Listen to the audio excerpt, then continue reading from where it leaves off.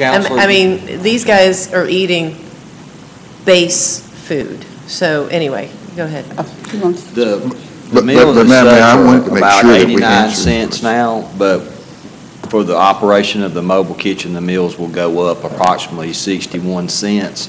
That's per meal, per inmate, 3 times a day. So, I mean, you can readily see how that escalates this amount of money. And furthermore, in just some inquiry that I've done, I kind of question, well, you know, why would it be such an increase?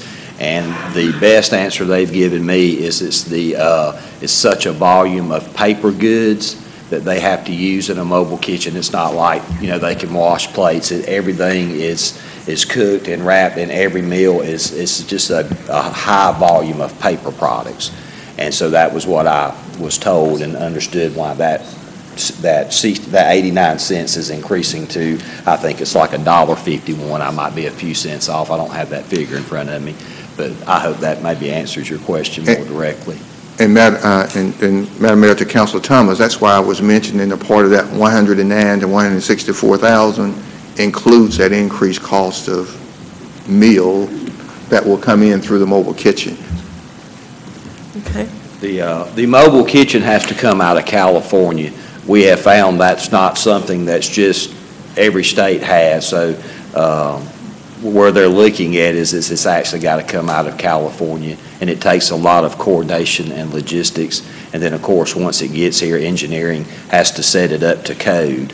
Even though it will be in the jail parking lot, it's just not just a matter of just kind of just plugging it in. There's quite a few other things that have to be done by the law. It's not like a food truck. I don't know who thinks they can do it for $7,000. Well, no, it's a company out of California, actually. Well, why don't we do this? Why don't we have Councilor Garrett send that to you, Mr. City Manager, and then you can call. And I mean, usually I get those too. People call and say, "Well, my cousin could have built that for, you know, $3 a square foot," and then we go and see, and not really. And so why don't we get that information, see what the difference is, and if you know, hey, if they can do it and the company will use them, then we'll get it done. And I just want to clarify, the 89-cent part of the meal still comes from the sheriff's office. What we're asking for in OLOS contingency is just the cost to cover the increase in the meal cost. So the additional 62 cents or 61 cents. Yeah. Hey, and another, something we considered, I don't know if maybe the word strategy is, but Trinity is our food service provider. So the idea was to use our food service provider, make them be responsible for this mobile kitchen, to bring it in and set it up. The value to me and the protection for the city in that is that if we do this through our contracted food service provider, then they are responsible. If that mobile kitchen goes down at night or whatever happens, then it's their responsibility to continue to feed the inmates. But as the city or the sheriff's office, if we independently went out and done this, then we're going to be responsible, and Burger King on 4th Avenue is going to get lit up. So, I mean, or whoever. So the point is they're in the food service business, and we just saw them as the contracted entity that can do this. They will be responsible in my eyes as far as keeping that kitchen operating, because it is mobile, and you know I think there's more risk involved in running a mobile kitchen versus, you know, the regular kitchen that's in the jail. So we were just trying to stay out of the mobile kitchen business as well, but and set the accountability where it needs to be. And I think that's good sheriff and good city business. But that's my opinion. And I mean, I was just going to say, you know, it just, yeah, the people in jail have we have to be really concerned about their rights, and you know, it has nothing to do with it. But if the AC goes out in the government center building and we got to order a part out of Atlanta, we might be able to wait till tomorrow. But if it goes out in the jail, we got to drive to Atlanta and get it tonight because of their protection and their rights. So it has to be done right. Okay. Great. We've got, let's see here, we've got Counselor Allen. And what I'd like to do, Mr. City Manager, is these folks are here. We've just learned to donate something to us. And we do this time and time again. Folks come and they come away from their families and they take off of work and they're just trying to give us something. And we make them sit here 3-4 hours. So whatever it is you got next, I'd like you to hold it and get these people up next. That being said, and I'm sorry if I had known that you were an add-on, so you're not on any list I have, and I just apologize greatly.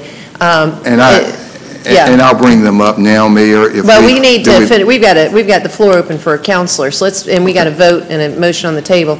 So Counselor Allen, let's get to you, and then I just want to make sure that you get to them next. Sure. Okay? Thank you, Mayor. I just have a quick question, just to clarify the numbers that were given. The current cost of a meal per inmate per day is, or per meal per inmate, is 89 cents. That's correct. And it's going up an additional 61 cents. Yes, for the mobile kitchen, 62 cents. 62 cents. Okay. Yes. The mobile kitchen is, what is that again? 109,000. That's internal. That's an internal. No, they're doing it from California, bringing it from California, are they? The mobile kitchen. The mobile kitchen, yes, as the major said, they're bringing it in from California, but it's our currently contracted food services vendor at the jail that is providing the preparations for the kitchen. Okay, so going forward, it will be $1.60, whatever. Until we get our kitchen back, and then it goes back to the original. Okay. To the 89 cents. Thank you. Okay. All right, that concludes discussion, and we have the item queued for your vote.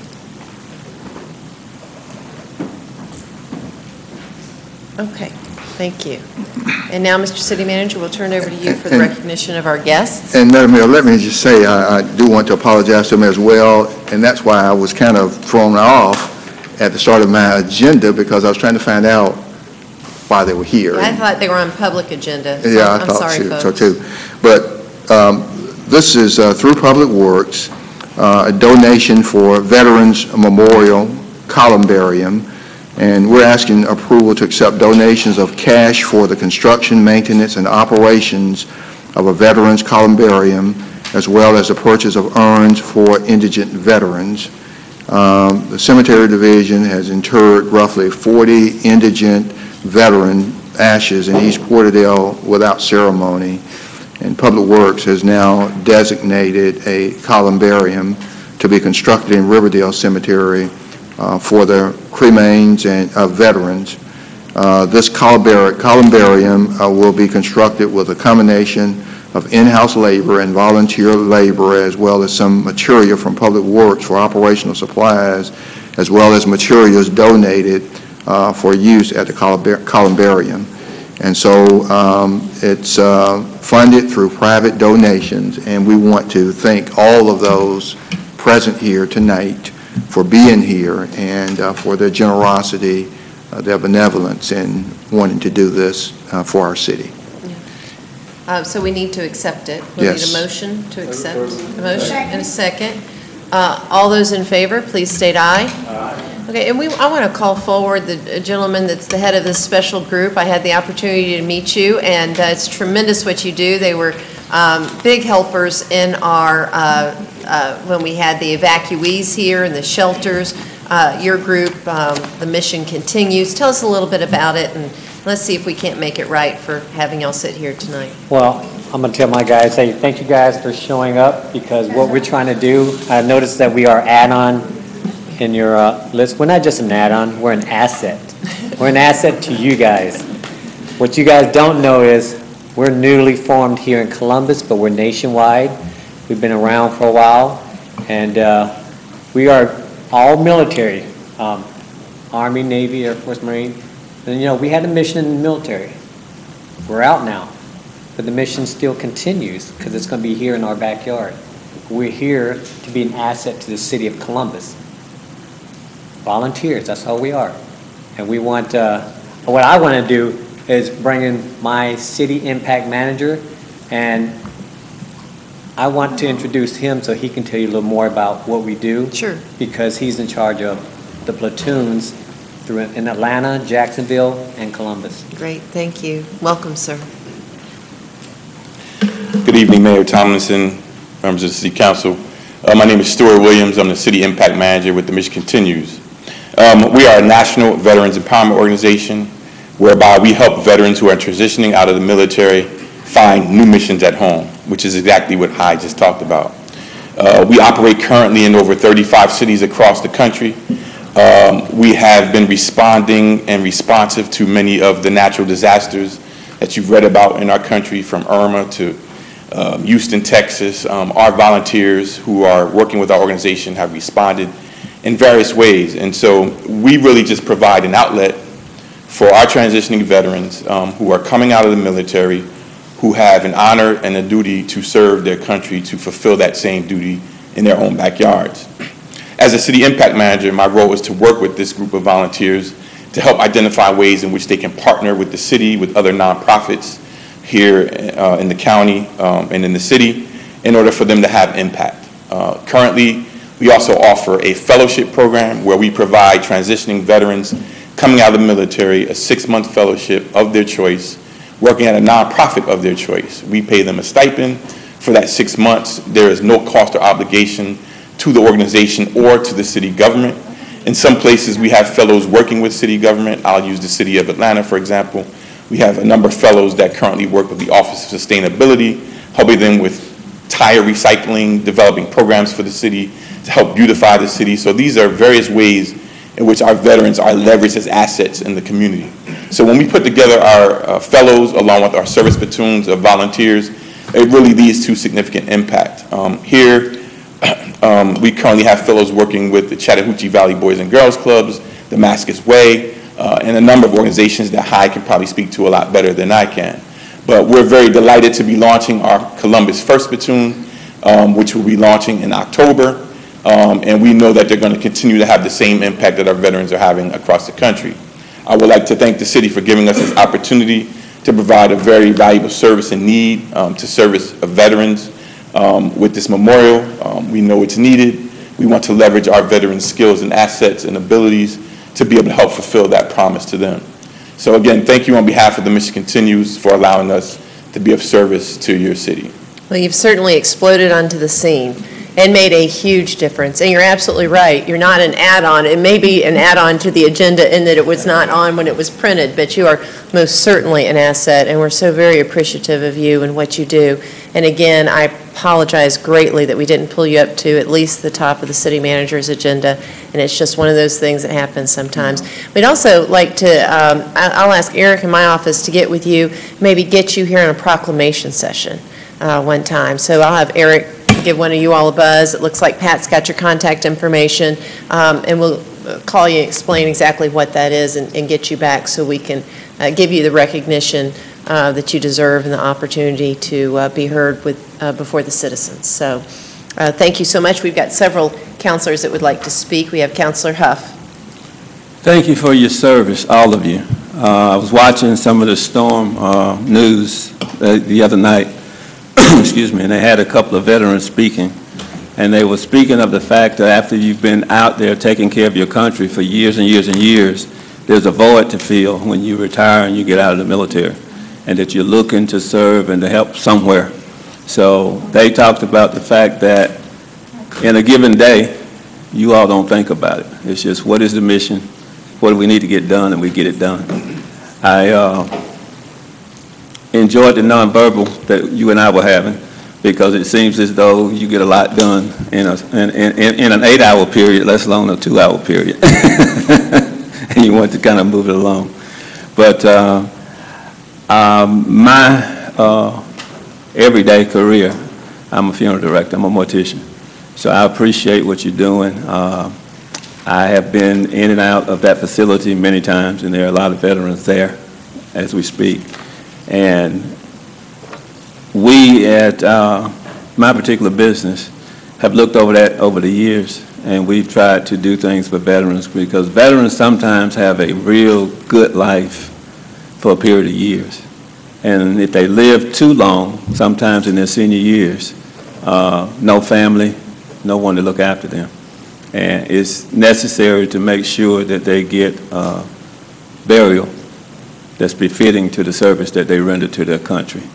So thank you for what you're doing, and if anything I can do to help you, I'll be glad to do it. And again, thank you to all of you for all that you've done, because they tell me many times, and they told me over the years while I was playing baseball and doing different things, you sleep well at night because of us.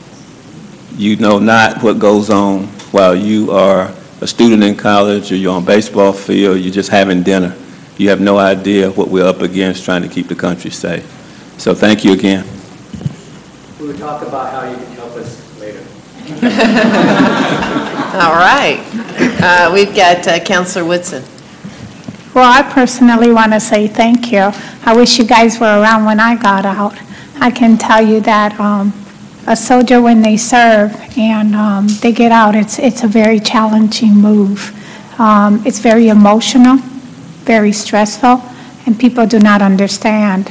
I went through a difficult time when I got out, very emotionally, because after 15 years and all of a sudden in the civilian world, you're lost because you're used to having a mission. You're used to being with people. You make new families. They become your families, your brothers, your sisters.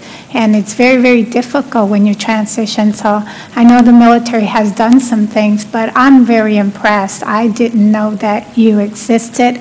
I wish someone would come and say how, if someone that's listening out there can contact you and join your group or be a part of your group. I know there are a lot of them like me. I'm a bad girl. I haven't even registered or anything because I'm a workaholic, and in the future I plan to be more involved because I miss it. There are a lot of us that miss that lifestyle, and it's very difficult. So I'm very, very impressed and very happy, and our community does need a lot of help. Ourselves right now, you talked about the hurricane. We met today because Puerto Rico is in such a disaster, and we're getting ready to form, well, we have an organization we just formed today that says Tri-City United for Puerto Rico, and we will need your help getting the word out. And so, but we're not rushing, we're taking our time because we want to touch those small communities that people have not touched, that has the elderly, that have people that need generators and things like that. But I like to know more about your organization because I sure miss being in the Army. And I said, I always tell my kids, if the Army would take me back, I would go tomorrow. But unfortunately, I'm too old. They don't want me. But thank you for what you do. I truly, truly appreciate it. You've touched my heart today. And I like to be part of your group as much as I have very little time because I'm so busy. But the little bit I have, I would like to share it with you because I understand your mission. I've been there and done that and wore the T-shirt, as the kids would say.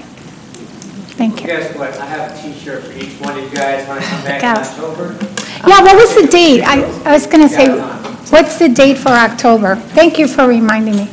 For the T-shirts or? No, for the platoon. It's something about the platoon, October, initiative of the platoon. Are they coming back for the proclamation session? They're coming back for the proclamation session. But no, he mentioned something about a new platoon in Columbus in October. Yeah, that's us. We're new. You haven't heard of us because we're not officially here. It took me a year and a half to get them to bless us with a platoon here. Okay. So we'll become official, and hopefully, if you guys put the word out there like we will, the whole city will know who we are and what we do. High is our dedicated volunteer who will be serving as the platoon leader for the Columbus 1st Platoon. He will be sent away for a few days for an orientation. Upon his return, I think on the 15th of October, he will come back and the platoon will officially be launched.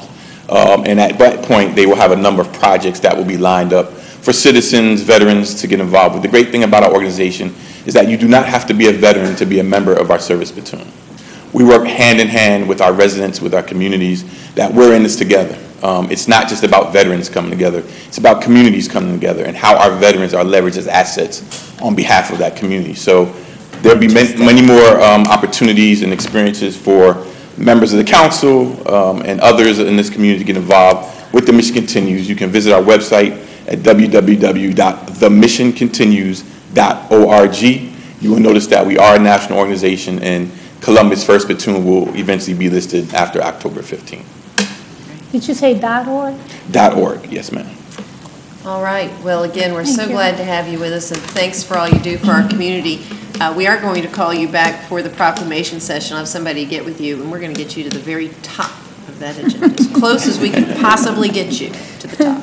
We're going to give you an example of what we do on the 28th of October. Okay. All right. Thank you. Yes, Pat? Just to let you know how fast they really do work, we are planning the dedication ceremony for the Veterans Memorial Columbarium on November 10th at 11 a.m. At that time, we'll be transferring all of the indigent veterans from our indigent columbarium to this columbarium as part of that ceremony. Wow, fantastic. So please mark your calendars, November 10th at 11 a.m. Okay.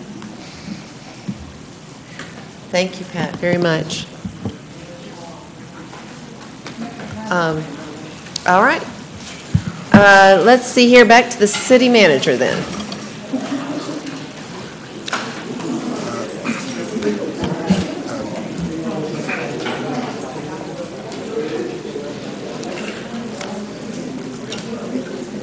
Madam Mayor, next, I've got the... Yeah. We voted to accept it, yes. I've got issuance of a tax anticipation note in fiscal year 2018. The finance director and staff came to you at the last business meeting to explain anticipation notes, how they work, why we think that we would like to have this in hand in the event we need it. We were going to come back to you and talk about an amount. The amount being presented to you tonight is not to exceed $9.2 million and to pay certain fees associated with the issuance.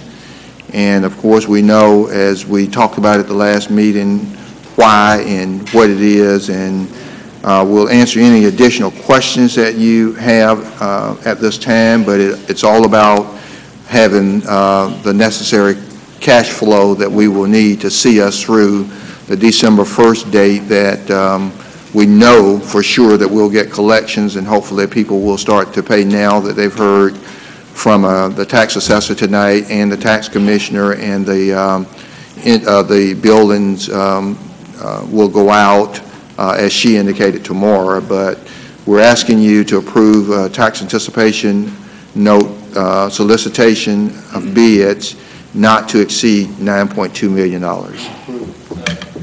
Motion and second for approval. There's no discussion on this item.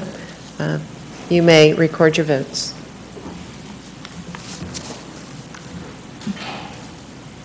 All right, and it does pass.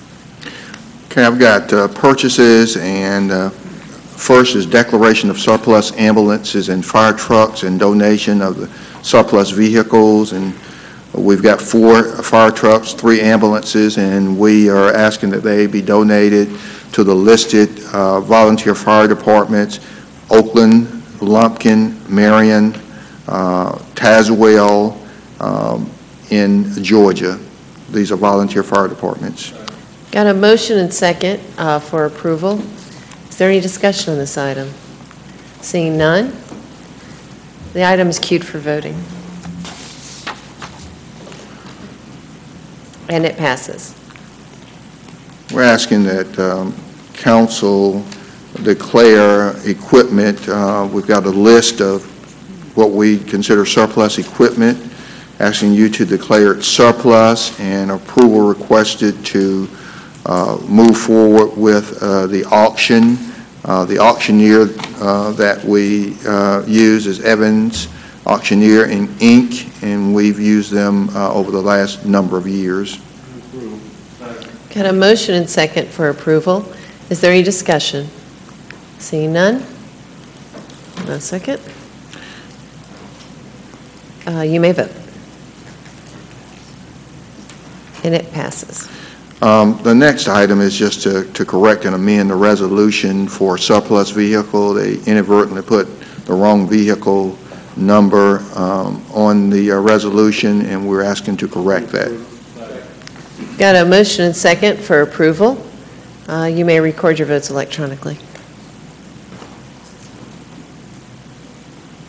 And it passes. Next, we've got evidence records program for the district attorney. It's $19,925 plus the cost for yearly maintenance. Got a motion and second for approval. Seeing no discussion, you may record your vote. And it passes. Got household hazardous waste sorting and disposal services as an annual contract with MXI Environmental.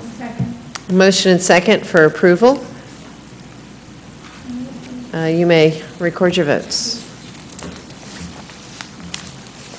Maybe we need you. You pressed it before it was queued. Okay, there we go.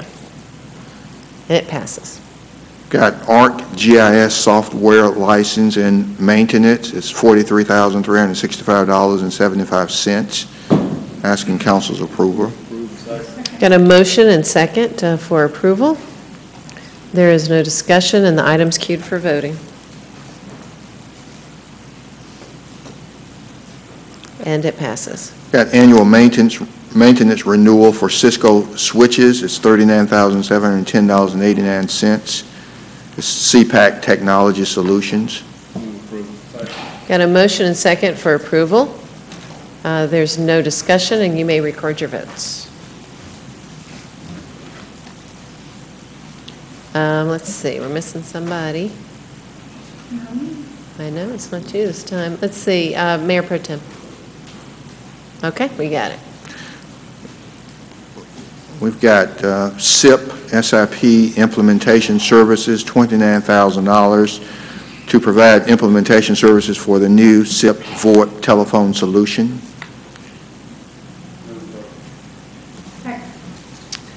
We have a motion and second, and there is no discussion. The item is queued for your voting. And it passes. Then we've got the tasers and associated equipment for Sheriff's Office, the 5-year agreement that we talked about earlier when we talked about the mobile kitchen. Got a motion and second. We have discussion from Councilor Thomas. How does this tie in with what we have already approved? Yeah, this is the actual agreement, the purchase and the 5-year deal that they talked about, where initially it's going to come out of the OLOS, and then next year they're going to budget and bring it back. So this is not in addition to No. what we've already done? No. And this is where I knew that I had seen somewhere that it said a 5-year payment out, and it says that for the remaining 4 years, it'll come out of the general fund, Sheriff's Administration. Right. That's correct, because the OLOS distributions is contingent on the availability of funds to be allocated to the public safety departments, and so the Sheriff's Office will have to pay for the tasers out of their general fund budget if they if they did not receive any OLOS allocations. And typically, each public safety agency would get a certain allocation, and then they typically tell us what they want to do with that allocation that they're going to get. And obviously, sometimes their list is longer than the money available to that particular agency. And I think they are saying that in the allocation award is what they intend to Major pay for McCray anticipate we would say to them, you have $300,000 available to you, or whatever that amount is. And in that amount, when they start prioritizing their needs, that this would be one of the needs to fulfill this TASER 5-year agreement. But if they receive no OLOS allocation for whatever reason, they would have to pay for it out of their general fund budget. Yeah. I hope you're keeping up with all of this. I am. It sounds fairly complicated or involved. Yeah. Okay. Okay. Let's see. That concludes the discussion, and so we're ready for a vote. The item is queued at this time.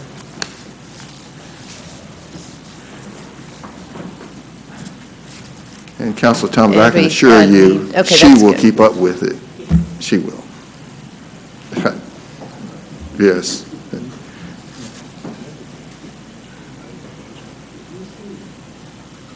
Okay, Madam Mayor? Yes, that did pass. Okay, and the last item on purchase is rehabilitation of the fire sprinkler system at Golden Park. It's $14,515. Got a motion and second for approval, and there is no discussion. The item is queued for your voting.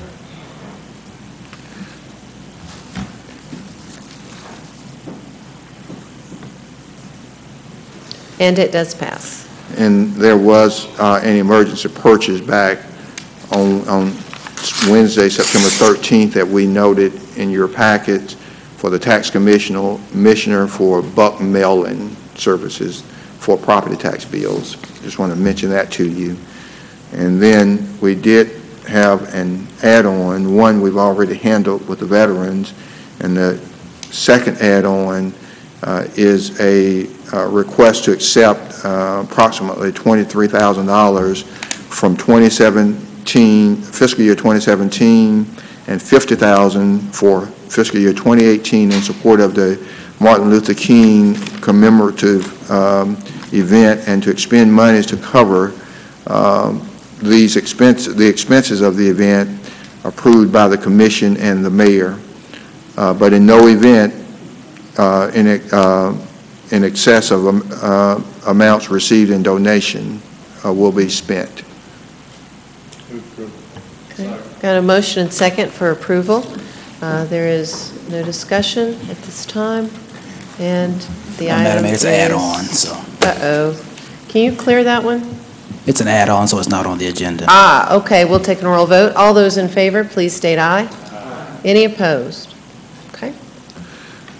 And Madam Mayor and Council, I've got two updates. The 13th Street update by Engineering Director Donna Newman, and then the Finance Monthly update will be by our Finance Director. Engineering Director Donna Newman first. Thank you. As you may recall, back in the summer, we came forward where we were working with the Georgia Department of Transportation. They had a resurfacing project planned for what they refer to as Spur 22, which is the 13th Street, very short section of Buena Vista Road, Winton Road, out Macon Road. I think it ended around Reese Road area that they were planning and actually had a contract for.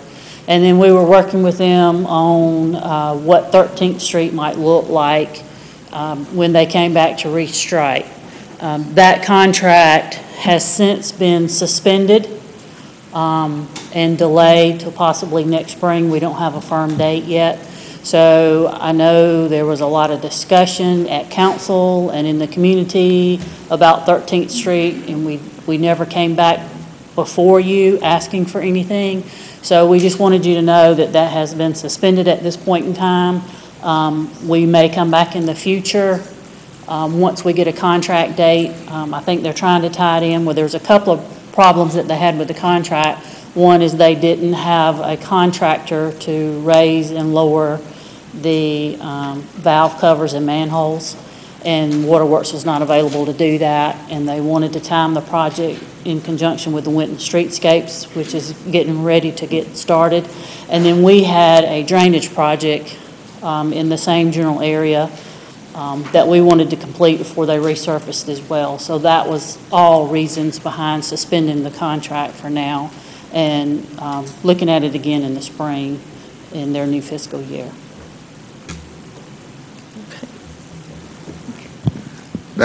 We just wanted to share that information, Madam Mayor. No comment at this time. And next, we've got our Finance Director, Angelica Alexander, with the Finance Monthly update.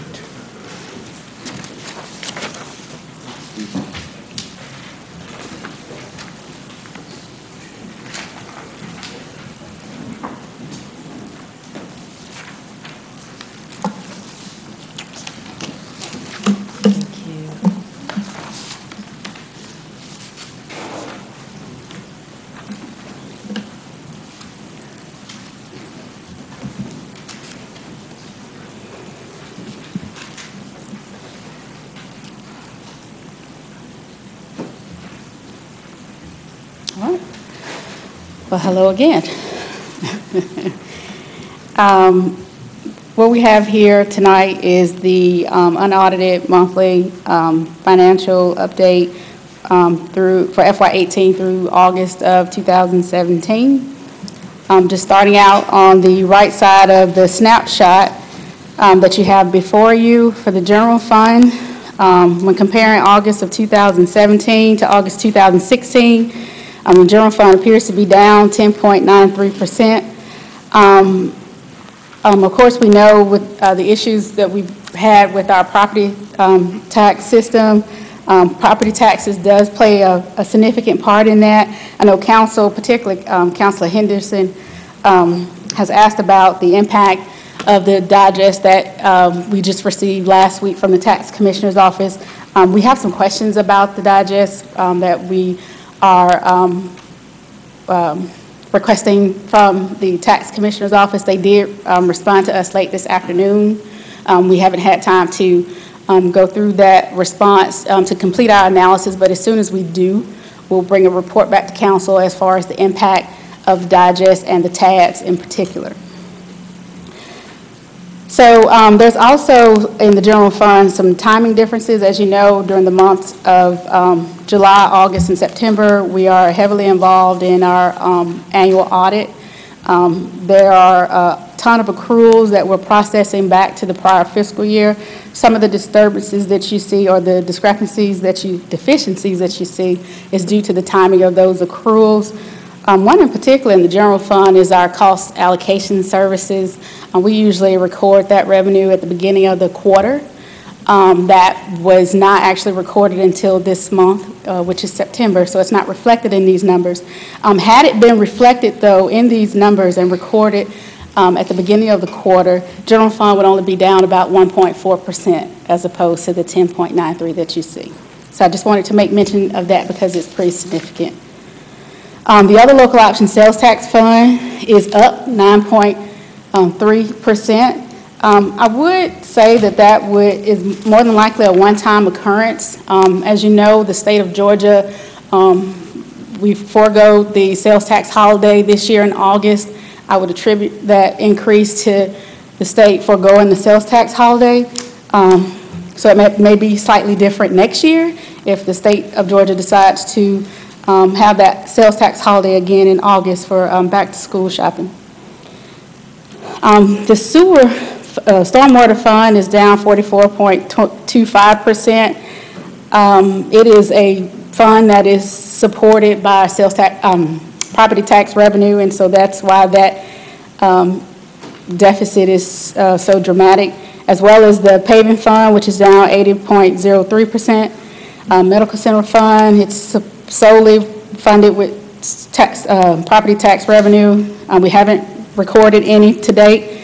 The integrated waste fund is up 1.71%. The emergency telephone fund is down 0.33%. The economic development authority fund is also down. It's a fund that is solely supported by property tax revenue. Our debt service fund is heavily supported by property tax revenue. It is also down 88.41%. Our transportation metro fund, this is another issue with the timing of accruals. That would be why the deficit appears to be what it is in August. We didn't actually receive the last quarter of their grant for FY17 until September. So if it was posted in August, as we expected it to be, then that fund would actually be up 1.75%. So it's a timing issue as far as Metro is concerned. Parking management revenue is down 34%. And although the revenue is down, expenditures are also down when comparing August of 2017 to August 2016. Expenditures are down over 16%. The parking management fund is, they only have 4 employees, and they're experiencing some staffing issues. They have a long-term employee that's currently out on leave, and their temporary replacement is still in training. So they're still working through that. As you also may remember, Council opened the parking garages up to the public That was effective January 2017, so we're still experiencing some loss in revenues from the leasing of parking spaces and a special event revenue. The Trade Center Fund is down 4.77%. Bull Creek Golf Course Fund is down 0.70%. Oxbow Creek Golf Course Fund is down 0.28%, and the Civic Center Fund is up 23.72%. Moving on to the local option sales tax, the public safety summary. In revenues to date, we've collected just over $2 million, almost $2.1 million in revenue recorded. Expenditures are $4.3 million. For the other local option sales tax for infrastructure, we've recorded just over $900,000 in revenue, and the expenditures are at $1.5 million. Right below the infrastructure summary, there are the other local option sales tax as far as the positions that are currently filled. That's as of the end of FY17 and also through August of FY18. So there is a difference here for FY18. If you notice in the court-related, it now has 11, and that's just due to the additional position that was included in the FY18 budget for the Clerk of Superior Court. So moving on to the general fund expenditures, the goal at this particular point is to be less than 17%. All of the departments that are not less than 17% are highlighted here. As far as council is concerned, council, just as many of our other departments, have dues and maintenance agreements and whatnot that are due at the beginning of the fiscal year. A lot of our departments encumber their annual contracts at the beginning of the fiscal year. So for council, of course, we have the GMA dues that were due at the beginning of the fiscal year. For the city attorney's office, of course, we're defending several $1 million in claims as far as the litigation is concerned. For the information technology department, the annual fees for various software lease and maintenance agreements. For engineering, the annual payment for Motorola for radio maintenance. That was paid out at the beginning of the fiscal year. For the tax assessor's office, the vendor to process the payments for the tax notices and also overtime that wasn't originally budgeted in the tax assessor's office to get the notices out. Also for the Muskogee County Prison, we have the prisoner medical contract that was encumbered. And for the Superior State Court judges, we have payment to vendors for the interpreter services. There are others on here that are highlighted because they're just slightly below, slightly above the 17%. I'm not concerned at this particular point in the fiscal year with them being above the goal. Again, we are still finishing out our audit and still processing accruals, and some of these expenditures are being accrued back to FY17. So we should see expenditures as well as revenues sort of normalize as we move into October. So September's report would be a more telling where we are as far as revenues and expenditures are concerned. Also posted on ECAP, there is a listing of all of the other local option sales tax projects. There's a listing of all of the T-SPLOS projects as well as the other local option sales tax expenditures by department. And that's it. I'll take any questions if you have them. All right, let's see. We have Councilor Henderson. Thank you, Mayor. Hold on a second. Okay. There we go. Thanks. Yeah, I don't know if this is the right time to ask it. I know that we had talked about when we were addressing the TADs and we were designing that geographical area that we were going to allow. One of the concerns I think the entire council shared was as we caught up with our assessments, we might discover that there had been some dramatic changes simply because we hadn't really developed a good solid baseline. Mm-hmm. And I know we indicated that once we got this completed, we were going to be able to reset the baseline by making a slight adjustment to the boundaries. And we talked at length about this, and I just don't want us to let that drop off the radar. I'm not sure it's going to be a ton of money, but because it's the public's money, I think we really need to make sure we get an accurate baseline. So I guess this is sort of a referral to Mr. Jones under your advice to kind of take a look at what's the best way to do that so that we can re-trigger that baseline and get an accurate benchmark before we get any applications for individual projects. Okay. And Madam Mayor, we'll take it as a referral and take a very close look. Thank you. Great, thanks. We've got Councilor Huff. Quick question. You mentioned notices going out by the tax assessor's office. So is it both notices going out to tax assessor's office and tax commissioner? Well, yes, the assessment notices went out. I think at the last council meeting, we actually, council approved payment to that vendor. So now that we processed payment, we'll need to accrue it back to FY17 because that's when they mail the notices out. Okay, thank you. Let's see, we have Councilor Thomas. And Mr. City Manager, I've just been reminded that if we make any changes to those baselines of the TADs, it has to be done this calendar year. So there is some sense of urgency to get that done before the end of December. Okay, sure. Okay. All right. That concludes, we've got Councilor Huff. Yeah, quick, I'm done with that. I just wanted to, as part of the city manager's agenda, I had to step out. If you would record me as affirmative affirmative votes for his rest of his agenda on the purchases while I was out of the room. Thank you.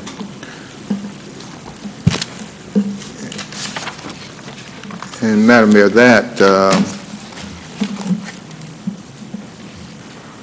there are no other questions, that will conclude my agenda. But one announcement, the 10th Annual Hometown Connection Legislative Agenda is October 30th at the Trade Center, 11:30 a.m. until 1:30 p.m. We've attached or provided to members of council in the information section the draft proposed legislative agenda.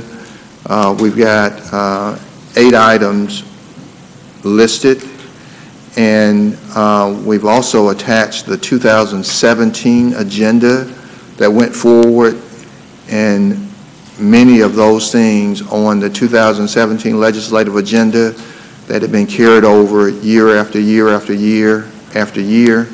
We're not bringing them forward unless you tell us to. It seems apparent that the legislative delegation know that we have concerns about those things, but there's been no activity. And so we're bringing 8 items that we think needs their immediate attention. So if there's something that's not listed on the legislative agenda that you want listed, let us know. If there's something that's on the 2017 legislative agenda that we did not bring over to the 2018 proposed agenda, let us know. We will come back to you either the 2nd Tuesday or the 4th Tuesday of October, likely the 4th Tuesday, to ask you to vote on each item on the legislative agenda. It's in the information section of ECAP, if you go to information. And so, but just wanted to bring that to your attention. There's still time to add or add things to the agenda, so let us know. I just pulled it up, so it should, I'm looking at it now, so it should be in your information section. Okay. We have Councilor Huff. Did Director Jones leave already for the evening? Is he still here? He's still going to do it? He's still here. He's still at the presentation? He's still here. He's still going to do the 2038? Not tonight. Okay, I just had a question. But yeah, he can come around. Yeah.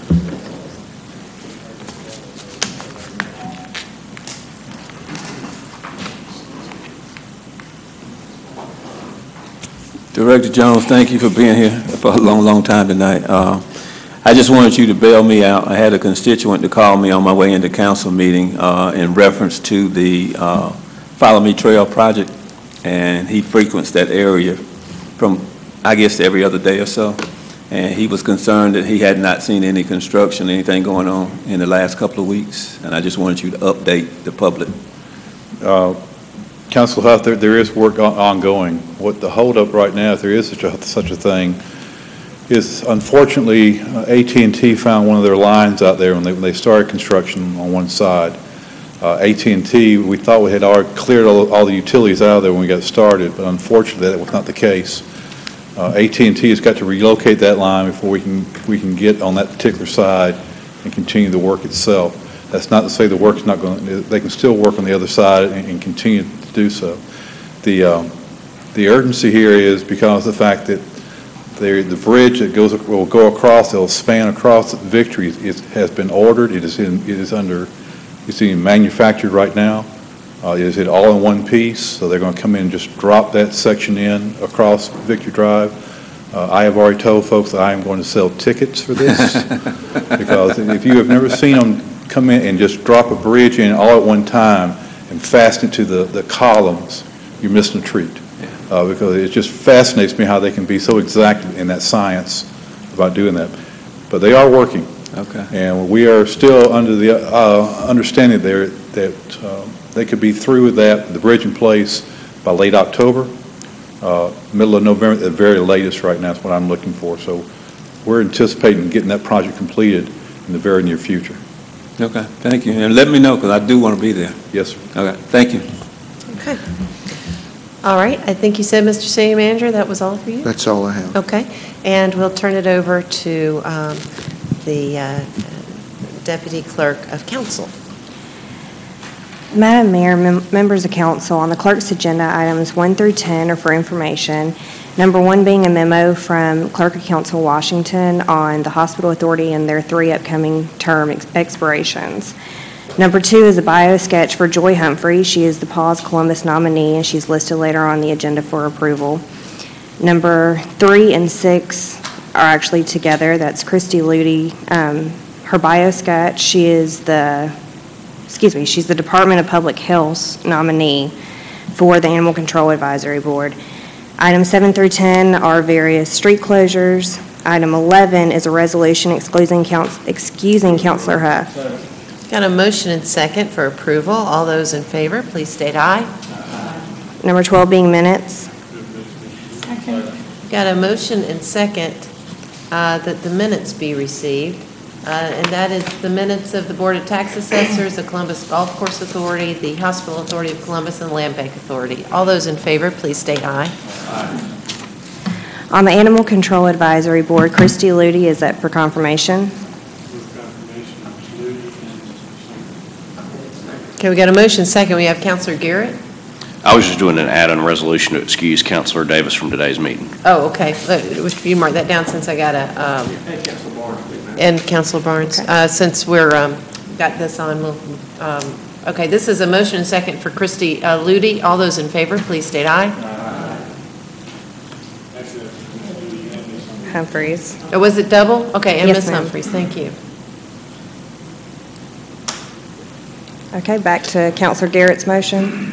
Okay, that is a motion and a second to excuse Councilors, it was Barnes and who else? And Davis. And Davis, okay. All those in favor, please state aye.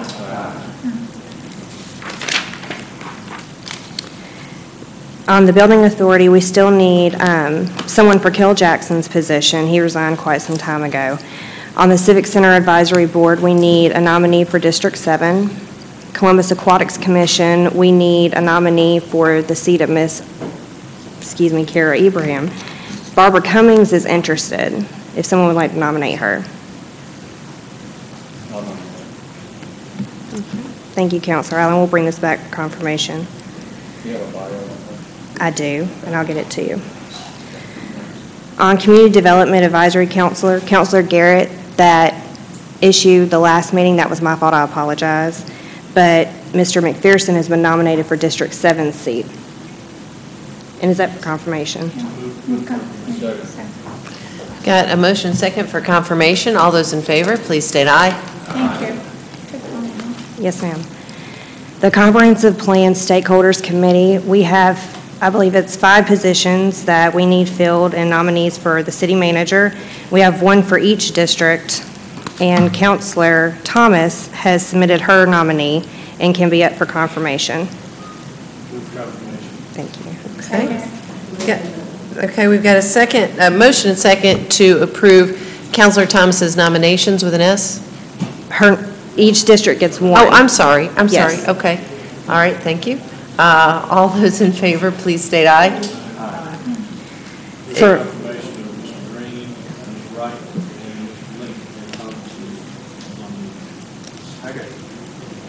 Okay. Is that all of them? There's 2 more. Yes. Oh, great. Okay, great. All right, all those, I kind of lost count, but, all right, all those in favor, please state aye. Okay, and Counselor, okay, wait, Mayor Pro Tem had been trying to get in. I'm sorry. Go ahead. Mayor Pro Tem? Gladys Ford. I'm sorry, what was that first name? Gladys Ford for District 4. Okay. The move for confirmation. Second. All those in favor, please state aye. Okay, now to Counselor Huff. Mine would be Olive, O-L-I-V-E, Marie Gibson Kendall, Kendall. I move for confirmation.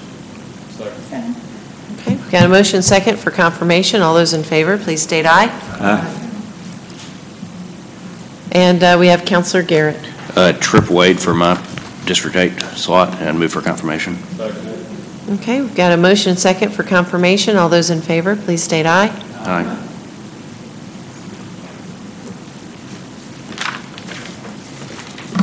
For the Housing Authority, Mayor Tomlinson has nominated Tiffany Stacy, and she can be confirmed.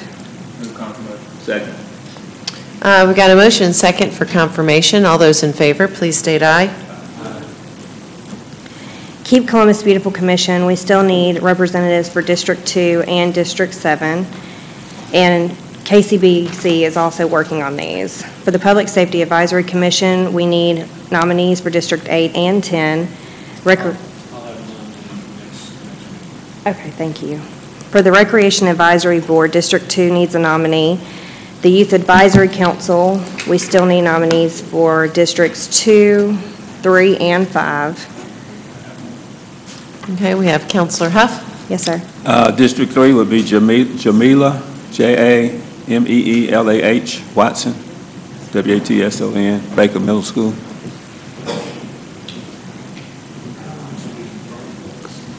Yeah, move for confirmation. Okay, we've got a motion and second for confirmation. All those in favor, please state aye. We also have 2 more for the Youth Advisory Council for confirmation for Districts 6 and 8, and they can both be confirmed. Okay. Got a motion and second for confirmation. All those in favor, please state aye. Aye. Madam Clerk, I had been sent somebody's, I know that somebody might be interested, and I had asked for the bio before the nomination. I never received it. Could you follow up on that, please, ma'am? Yes, sir, we will. Thank you. And Okay, real quick, if I may, Madam Mayor? Yes. For the Board of Honor, I know we had 3 requests, one from Counselor Woodson, one from Barnes, and one from Counselor Thomas. I have scheduled a meeting for next Wednesday at 3 o'clock, so they will meet on those requests. Okay, and we have Counselor Huff. Oh, I'm good. Are you good? Okay. And that's all I have, Madam That's Mayor. all you have. All right, I believe we have a request for executive session on matters of litigation. Is that correct? Okay, we've got a motion from the Mayor Pro Tem. Is there a second? All right, let's see. All those in, okay, yes, sir? What's that? Okay, I tell you what, we're about to clear it. I'll come down and say hello, okay? All right, all those in favor, please state aye. All right, we'll clear the chamber. Sir, if you'll hold on just a second while we're Richard. All right, we are back out of executive session on matters of litigation. No votes were taken. This concludes our agenda for the evening. With that, I'll entertain a motion to adjourn. In a second, all those in favor, please state aye. Great, we're adjourned, and see you next time.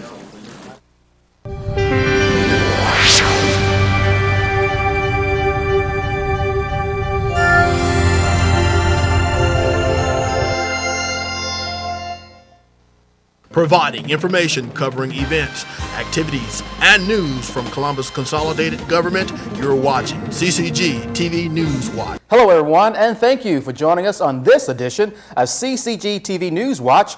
I'm Bruce Lee. The City of Columbus is issuing a moratorium on the tree for fee services as a result of damage from Tropical Storm Irma. The damage was widespread throughout the city, and crews are in the process of cleaning up tree debris.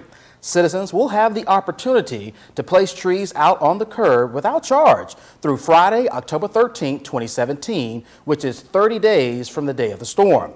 In order for Public Works to pick up trees and debris, the following must be adhered to. Trees must be cut into lengths of 4 feet.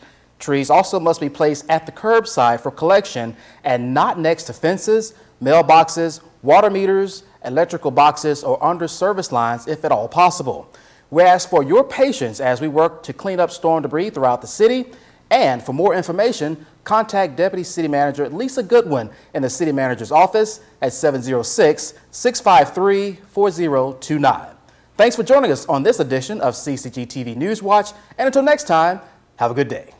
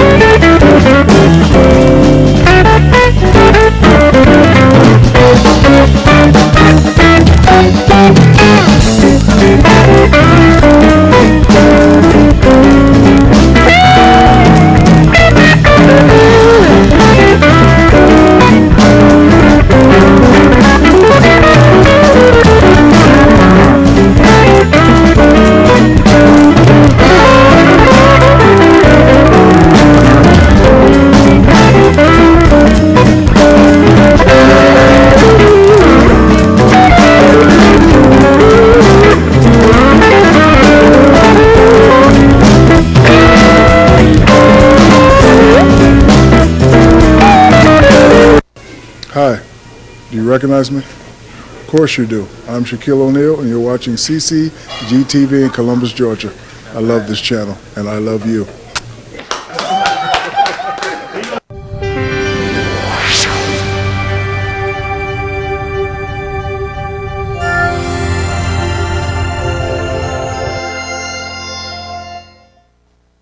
Hello, welcome to another program of Focus on Health.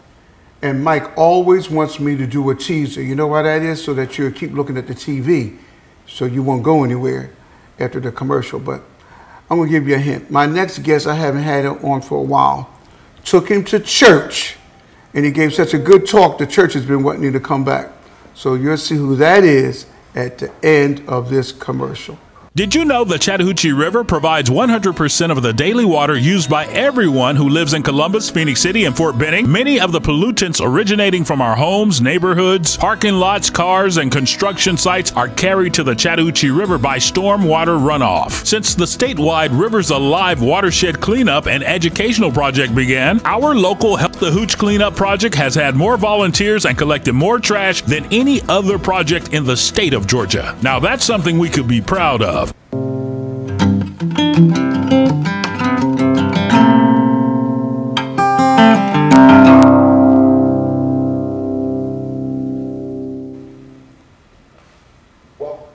Welcome back to Focus on Health. To my right, I have Dr. Stephen Leiter, and he went to church with me because he was talking about a subject that's near and dear, a lot of you all know, to my heart, which is diabetes. And I tell everyone, he is the resident expert. I take my sweet pea, my wife, my tenderoni, I take her to him. And he was the only one who found out what her problem was. So I went for you, my friend, and he's a friend of mine, to look into that camera and to let everyone know about you, where you're located, where your office is located, anything that you want to tell them in that camera right there. Thanks, Pops. It's good to be back. We have the largest endocrine diabetes center in the western half of the state of Georgia, and it's in Brookstone Center. And we have another office, full-time office in Noonan, Georgia. I know that. Yeah, you're really busy. So we have 5 endocrinologists and 5 mid-levels and 5 diabetes educators, 2 of whom are dietitians. So it's a busy operation, but I'm excited to be here today to talk about not only our center, but an event that's going to happen for all of Columbus coming up starting next Monday. Exactly, because this is what September is Diabetes Month, is that right? Right. Mayor Tomlinson announced a couple of months ago that September, the First end slide, of September, please. is going to be Cure Diabetes Week in Columbus, Georgia. And this is important, first because, as you know, diabetes is a very important public health problem here in Columbus, Georgia. We have a higher rate of hospitalization than the rest of the state in diabetes, and we have a higher death rate. Right. Than Next the rest slide. of the state. But also, what we're going to do is there has been very little public awareness programs about diabetes in this community. And working with the city and Mayor Tomlinson and volunteers from the Juvenile Diabetes Research Foundation and the 2 hospitals in town, Columbus Regional and St. Francis, we're going to not just have one event. What we are going to do it big, Pops. We're going to have 5 events. You're going for the gusto. That's right. We're going to try to get people really aware of the importance of diabetes with 5 different events to stimulate public interest and support for diabetes. 5 events. That's correct. Okay, let's talk about what events are going to be happening. Well, we're going to have a golf tournament. Next slide, please. And then we're going to have a special dinner, which we'll talk about for the community. We're going to have a major new lectureship, an annual lectureship about diabetes, and then we're going to have the famous JDRF One Walk as the last event. And the golf tournament actually is 2 events, which we'll discuss, and so that's 5 events, all in a space of about 10 or 11 days. Well, it seems like we're going to have a lot of things that the public can really get involved with. I mean, you really the basis is to really get more and more people involved in all of those events there. That's correct. And we hope that they're attractive and that they're going to be interesting to people, and they're somewhat unique, and I hope that the public thinks so. Well, I've asked Mike. I know Mike is going to have the list of run a PSA. We're going to also be going out to some of the radio stations and letting the people know, because they really do need to get involved in these events and support these events here. And I know that we're going to have someone that's going to be following you. That's going to be pretty much breaking these events down. And so what we're going to do now, it takes a little bit of moving around and changing mics and all this other kind of stuff and getting people set up, but following my good friend right here is going to be Stacy Boyd. Tell me a little bit about Stacy before she comes on. Well, Ms. Boyd is a parent of a child with diabetes. All righty. And she's been very involved in the Juvenile Diabetes Research Foundation group here in Columbus, and has been really critical to getting our new focused events in diabetes for this Cure Diabetes Week. And you know, that's what I like. I like for parents or individuals who are touched by something to really, if you really, you know, common sense tells you, if you really are touched by something, you get involved. You really get more people involved. And so I'm really glad that Stacy's doing that. And you're going to meet Stacy right after this next commercial.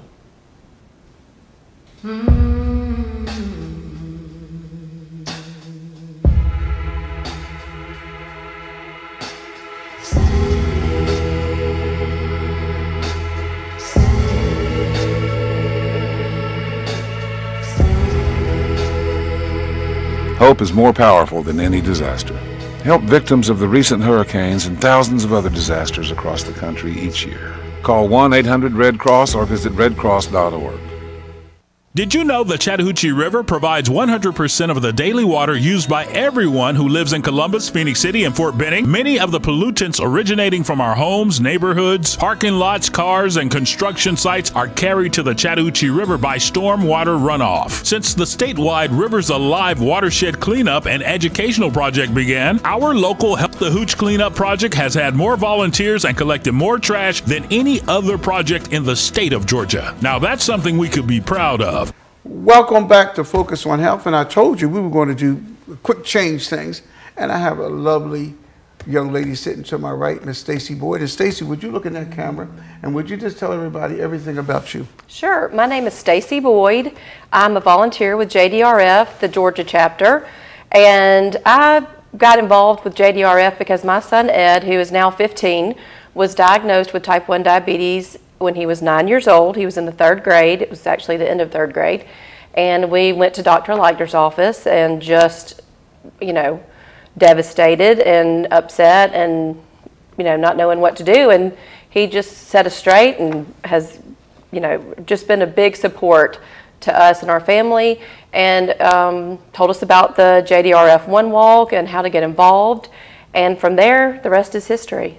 But now, isn't he a marvelous person? He is a marvelous person. I mean, he really is. He's very nice. I have to tell you a story later on about he and I and how we met and whatever, but he's a marvelous guy. And what I like about him, that he does calm you down. And he is, I will tell everyone, I mentioned it to everyone here, he's the resident expert as far as I'm concerned when it comes to diabetes. And so I'm so glad. And I'm proud of you being a mom that just, instead of sitting back and crying and boo-hooing, you stepped up to the plate. That's right. You have to. You have to be an advocate for your child. Right. And you have to do it at home. You have to do it when they're at school. You pretty much have to do it everywhere. So, and that's the kind of support that we get from Dr. Leichter. He talks you off the edge. He does, and supports you and sends you to, and if he can't do it, he sends you to the people who can. So, but unfortunately, why I'm highlighting you is the fact that a lot of parents, they don't get actively involved. I mean, you have got to.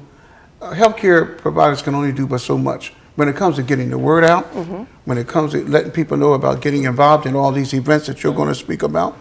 It takes people who are touched by this to really get involved and speak out like you're doing. Well, you're right, Pops. You can sit in the corner and cry about it, or you can get up and do something about it. Bingo. So our family decided that we were going to try to help find a cure. So, rah for you and your family. So let's talk about this first event now, while I try to pull it up on this smartphone. Well, our first event is actually Monday, September 9th at the Country Club of Columbus, and it's the JDRF. It's actually not the 9th of September. Well, that's okay. Our first event is on Monday, September 11th at the Country Club of Columbus, and it's called Golf for a Cure, and we have some wonderful community sponsors that are helping us with that, and I don't want to leave anybody off, so I'm going to look at my cheat sheet. No, just read them off, because they deserve credit for support, Stacy, you know? That's we important. have a ton of whole sponsors. I can't even I can't list those off the top of my head, but we have about 36 whole sponsors. That's awesome. That we couldn't do it without them, but we also have our huge sponsor, Mercedes, that has really made this tournament wonderful. They have given every player a wonderful gift bag full of great prizes. Everyone who plays in this tournament is actually going to get a free wedge from them. Are you serious? Seriously. And then our other big sponsor is Golden's Foundry, and they have donated 4 grills and a fire pit for closest to the box. I guess we're calling it closest to the That's awesome. pit prize. And then we have just a lot of wonderful community sponsors. Country's Barbecue is providing the lunch. Oh my goodness, my stomach's growling already when you say Country's. Can I tell you, Country's has been a wonderful sponsor to JDRF, not only through the Golf for a Cure, but every year for the walk and for other prizes and things that we've needed. Country's has really stepped up to the plate and just helped us wonderfully. That's awesome. they've been great. And then that afternoon, let me get back to the actual golf tournament. So we have about 22 teams, 4-man teams. Okay. It's a 9 o'clock shotgun start, but if you get there at 8 o'clock, you can have breakfast, register, get your gift bag, get a beverage, you can get in your car, chit chat with your friends. So it'll be about an hour. About an hour. And so we're really looking forward to that. I think it's going to be a great new beginning for us. It's something we haven't done in Columbus before, a golf tournament. So that'll be, we're a little nervous, but excited. I think at this point, there's nothing else we can do. It's going to come Monday, and everybody's going to have a great time.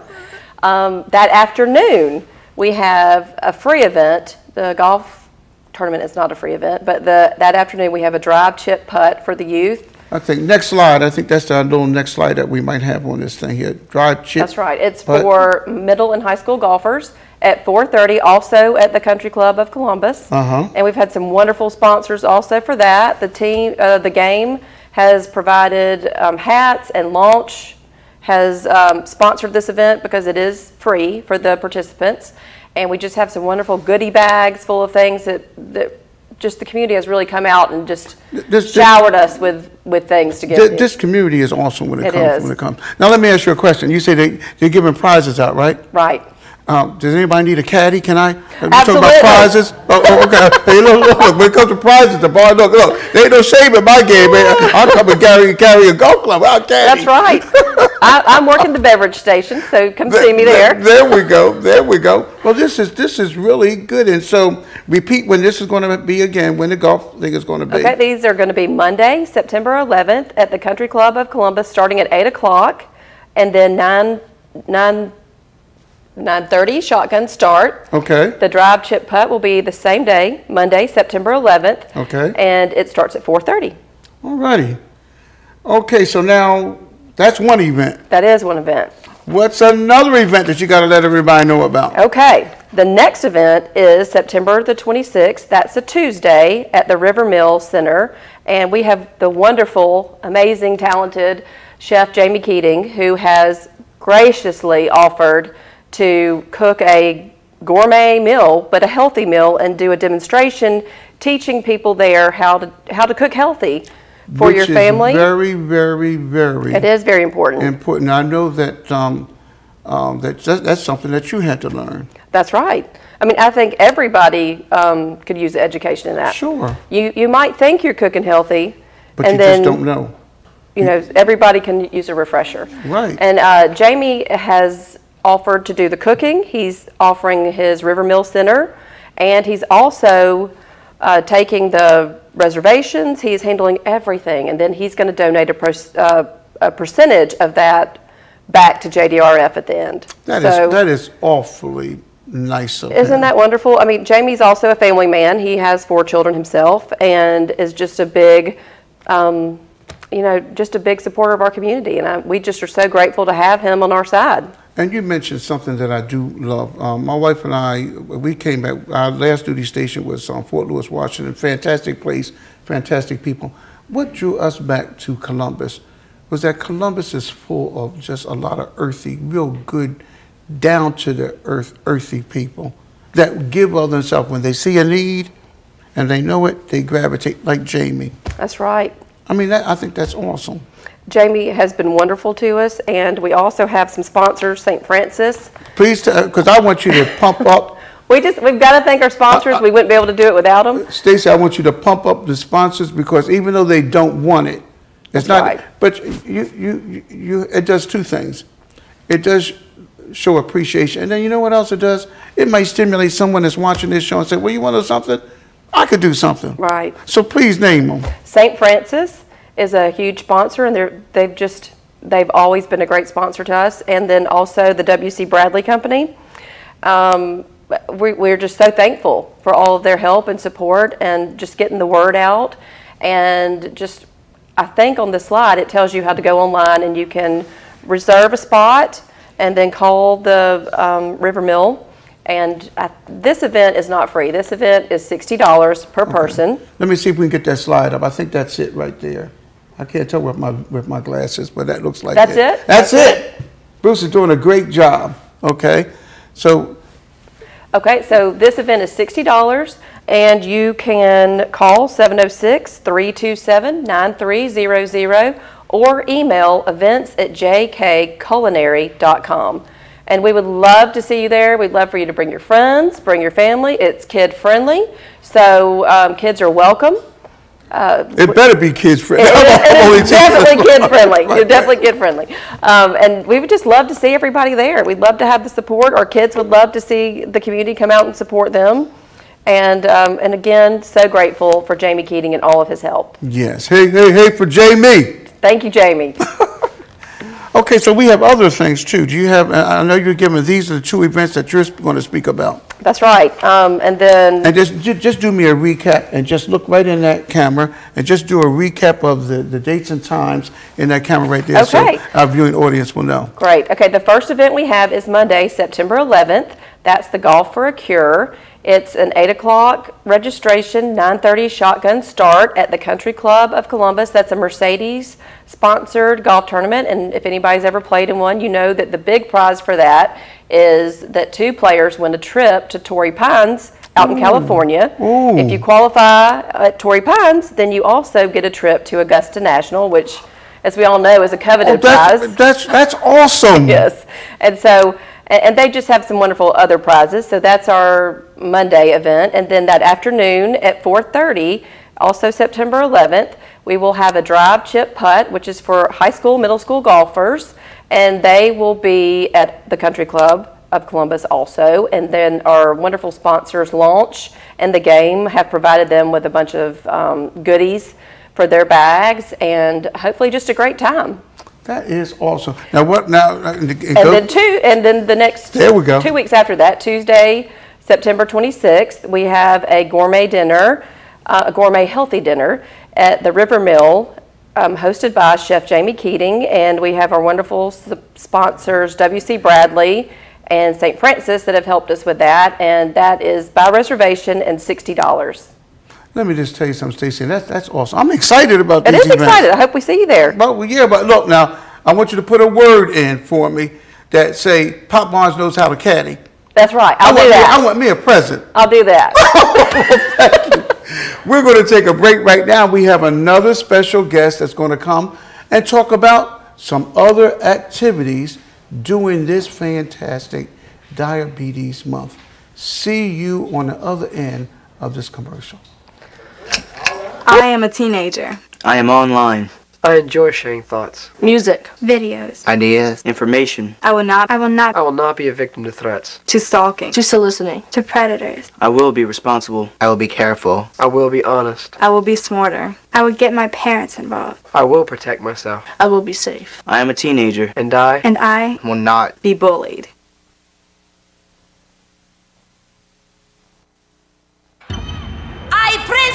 to you, Algebra 2. Foreign languages. And finally, biology. Who among you will step up to their challenge? Me. Yeah, I'll do it. Me too. Sign me up. Take on the tough classes now. You need them to prepare for college. Welcome back to Focus on Health. To my right, I have Miss Jana Hilton. Jana, I'd like for you to look into that camera, just like Stacy did, who did an excellent job, and tell everybody about yourself. Well, my name is Jana Hilton. My son, Sam, was 6 years old when he was diagnosed, and what's so odd is actually this month is a year he was diagnosed. I remember going to Dr. Leichter's office, and he was so sick, and they looked at me and said, you know, our walk's tomorrow. I was like, I'm out. We're out. I don't have the energy for that, but next year I'll be on that. But he was 6 when he was diagnosed, very beginning of 1st grade, and it rocked our world, to say the least. That's a big understatement. You always go to the doctor thinking, you know, oh, it's going to be nothing. It's going to be nothing. Let's just go real quick. We'll be home. We'll go out to eat. You got your plans made. And I walked into the office, and we were over at Rivertown, and the sweet doctor looked at me and said, Mom, don't stop for gas. Don't stop for food. Go straight to the hospital. Ooh. I couldn't breathe. I couldn't move, and thank heavens my husband was with me. Right. I quietly walked out of the room because I didn't want to cry in front of Sam. Right. Had a breakdown. Right. And the doctor said, look, he seems fine. Let's see if Dr. Leichter will treat him in his office instead of going to the hospital. You don't want to go to the hospital.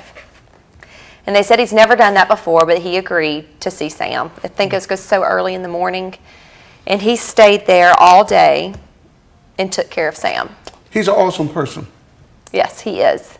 So he treated Sam, brought his sugars down, gave us all the information we could handle in that day. Right. On top of everything else. Yes, on top of everything else, and he really cares. Right. This is his life. This is his passion. This is his passion, and I'm going to tell you something. You're very fortunate that the doctor suggested him. Yeah, very. Because I tell everybody, he is the resident expert. And it is something that consumes. Yeah, it does. Consumes him. Because he cares that much. He cares that much.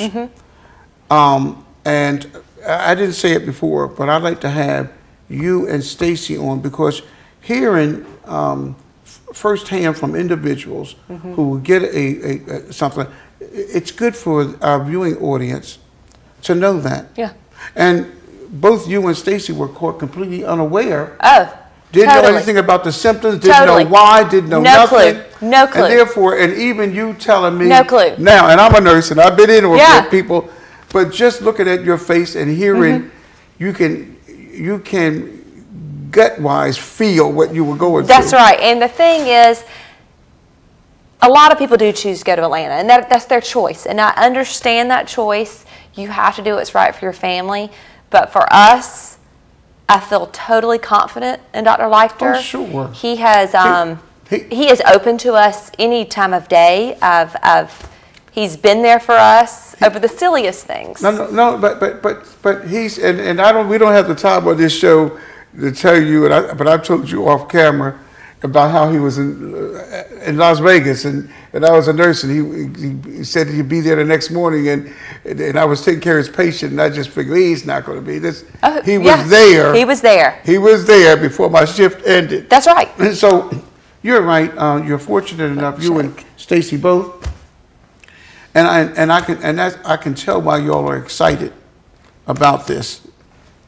Correct. I'm sorry, my nurse. I was telling you about my nurse. Your nurse Is she calling you? If so, we can take a No, break. diabetes is one of those things you can't ever stop thinking about. And you're right. And it takes a community, and I think that's why we're trying to raise awareness so much. It takes everyone that's in contact with their child, like right there, the nurse was trying to tell me his blood sugar before lunch, so how much we need to dose him. And when she does what you do again, we can just take a break. No, we're fine. We're good. Yeah, just. And it is all about awareness, and we need to bring awareness more than just in September, Jan. I mean, we need. That's right. We're here letting everyone know about these events, how important these events are for people to get involved. Because it's every day. But it's every day. It's every day. And it's something that we really need to get people on board. But that's why I'm excited about Dr. Leiter, Stacy, and you about these events. So let's put. I'm very excited. Let's put the next slide up. All right. All right. Let's talk a little bit about this here. All right, we have talked about several events. First of all, Synovus is one of our overall sponsors for the whole week. I don't know if we mentioned that yet, but the Cure Diabetes Week, they have really come in and say, you know what, we're not just going to do one event. We're going to do the whole week. Wow. So that's very, very huge. That is huge. And so, as a mom who lives this every day, is very appreciative of all this. Yes. So thank you to Synovus. But we have on Thursday, September 28th, okay, we have a conference Dr. Leiter has kind of set up. This is free. There will be snacks. B. Merrill's is coming in. Let's hope it's chicken wings. But whatever they provide, we'll be happy with. Sure. And it's nice of them to step up to the plate. Yes, it is. So what this is, Abby Dion Conference. Abby was a patient of Dr. Leiter's who recently passed away. She was a nurse at Columbus Regional who's also the sponsor of this event. And so he wanted to honor her. I mean, he took care of this child through many phases of her disease, and she unfortunately did pass. So he's honoring her through this conference. And what this is he has gotten 2 top-of-the-line doctors. One from Virginia, Dr. Daniel Charvuski, and another Dr. Nicholas Aramvento from Maryland. I'm sorry if I said those wrong. But they're coming in, and what they're going to talk about is the advent of the artificial pancreas. Now, when we first met at his office, when he asked me to be on board, that blew my mind. Blows my mind. It's a closed loop system, so it will adjust. I'm not quite sure how it works. That's why I want to go see this. They're going to talk about this. Is huge. Oh, it is. I'm going to be there. I mean, I will be there. Right. And even if you don't have a child with diabetes, it's good. It's for information, education. I'm going to tell you, diabetes affects so many people, and it's very cool that these doctors are coming into Columbus, from Maryland and Virginia, to tell us about the latest. On the cutting edge. And that's what Dr. Leiter's so good. He's on the cutting edge. If something is going to come, he's going to get it to Columbus first. That's exactly right. People don't understand that. I think he sits there at night just. This consumes him. What can he do? What can he do? This consumes him, the welfare individual with diabetes. So this consumes him. It takes the pressure off me. I don't have to sit there at night and think, what can I do for my son? He's got it. He's got it. He's got the ball and running to the goal line. He would come to me. Oh, sure. So that's what this is. This is Thursday, September 28th at 7 o'clock. And where is it at now? It's at the Midtown Medical Conference Center. Okay. That's 710 Center Street. Right. Sponsored by Columbus Regional, also by TSIS and ACOM. So, and then B. Merrill's is providing snacks. Awesome. It shouldn't be too long, but it's going to be very informative. But you want to? I'm coming. I'm bringing a notepad. There you go. Because this is interesting, very interesting, cutting edge. Yes, I'd like to see a cure for diabetes. I think everybody would. But sure. Until then, let's make life as easy as possible. Exactly. And that's what this is. Well, guess what? I'm going to be there. It starts at 7. 7 o'clock. The advent of the artificial pancreas. For 2 specialists to come here. Oh, huge. And I know they're coming because Dr. Leiter is so well known. That's right. And they're coming for that. So this is something that you would definitely don't want to miss out on. I agree. And so what's the other event? All right. All of this is leading to one thing. Tell me all about it. The walk is the main event. The walk is the main event. And this has been the primary fundraiser for juvenile diabetes in Columbus. So it's kind of neat to have these other little mini events. going, and then lead up to this. Rudy Allen. Do you know Rudy Allen? Very well. In fact, I've known Rudy did. for years. Nice guy. My wife goes to his sister's church. The Allen family is very well known throughout the company. Reverend Rudy Allen Sr. is just a byword here in Columbus. Well, he has been gracious enough to step in and be our grand marshal. We are having a tailgate football theme. I mean, this is football season. It's football season. Kids love football. Let's have a fun day. He's going to be our grand marshal. Rudy's going to That's be right, the grand. Rudy. I can't wait to see the teasing. You haven't seen the movie, Rudy. No, I haven't. You need to go see that movie. Everybody's seen the movie. What's the matter with me? It's just the basic. Rudy is the little squirt who nobody lets on the field. Well, they let him on the field, and Rudy tackles Rudy Allen on the field. So you have this little guy, and you've seen Rudy Allen. Rudy's big. Rudy's humongous. He tackles Rudy Allen. So that's a pretty neat. So he's going to be our grand marshal. We want this to be a fun day. Oh. These kids, these teenagers, you're chasing a number all day long. Sure. You're chasing that number. Sure. You're treating your symptoms. Mamas, daddies, families, always thinking about it. Always involved, yeah. Always thinking about it. So this day, we're going to have a band, a DJ, music. We're going to have music. We have vendors set up. Right. Gary Daniel over at Complete Nutrition was so kind. They're going to set a booth up, giving free samples of different kind of snacks. So do you have vendors already, or do you? We need more. I would love more. There we go. I would love more. How do these individuals? Who do they contact? Well, I'm sure you can email me. Okay. It is JEHilt, HILT 6 @gmail.com if you would like to sponsor this. What we're doing is that we're going to do the walk. Music's going to be playing. After the walk, we want you to hang out. Oh, yeah, that's the fun. fun. So Complete Nutrition will be there handing out some goodies. We have Publix will be there. Oh, great. They're going to hopefully bring some great snacks for the Sure. walkers to come by completely free. Grab your snacks, grab your goodies. And B. Merrill's also. So they're doing 2 of our events. They're going to be there also passing out snacks. Cheers for B. Merrill. Heck yeah. Cheers for them all. And so now it's going to, check-in time is when? Check-in time is at 8. And it starts at? Starts at 9 o'clock. And the length of the walk is? 3 miles. Okay. So it's not bad. Kids can come. Families can come. 3 miles. Run it if you want to. I won't. It's going to be walking. At Golden Park, 104th Street. Correct. And another contact is who? Morgan Soleil. Morgan Soleil. Morgan Soleil. At jdrf.org. She has been amazing. 770-395-5982. Yes. Aflac and Kanika are sponsoring the walk. Cheers for them. So it should be fun. Like I said last year, the day before Sam was diagnosed, they told me about the walk, and I couldn't even breathe. No, you couldn't even. The brain cells weren't even functioning to be here. And if you know anyone, we're having teams, and the teams we're walking. The name of our team is Super Sweet Sam. Oh. And with sweet being in quotations. Oh. But so that's our team. So if you want to give to a certain team, so teams you can do that. So teams you can give to the teams, and we're walking for Sam.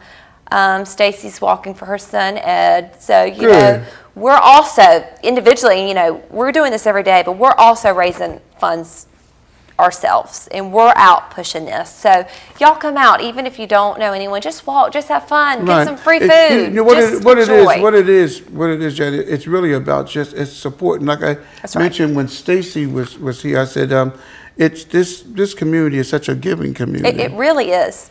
But what I like, and the reason I like to have you and Stacy on again with the doc, because you can give things from a parental perspective. That's right. We're doing it every day. From a parental, because this is something that you're dealing with, and I like for you and Stacy both, when you do, I'd like love you're to. talking on, you're waiting on it, the nurse, every you want to day. get the numbers. That's right. It's every day. You need to let individuals know, because let me tell you, this attracted my attention in nursing school.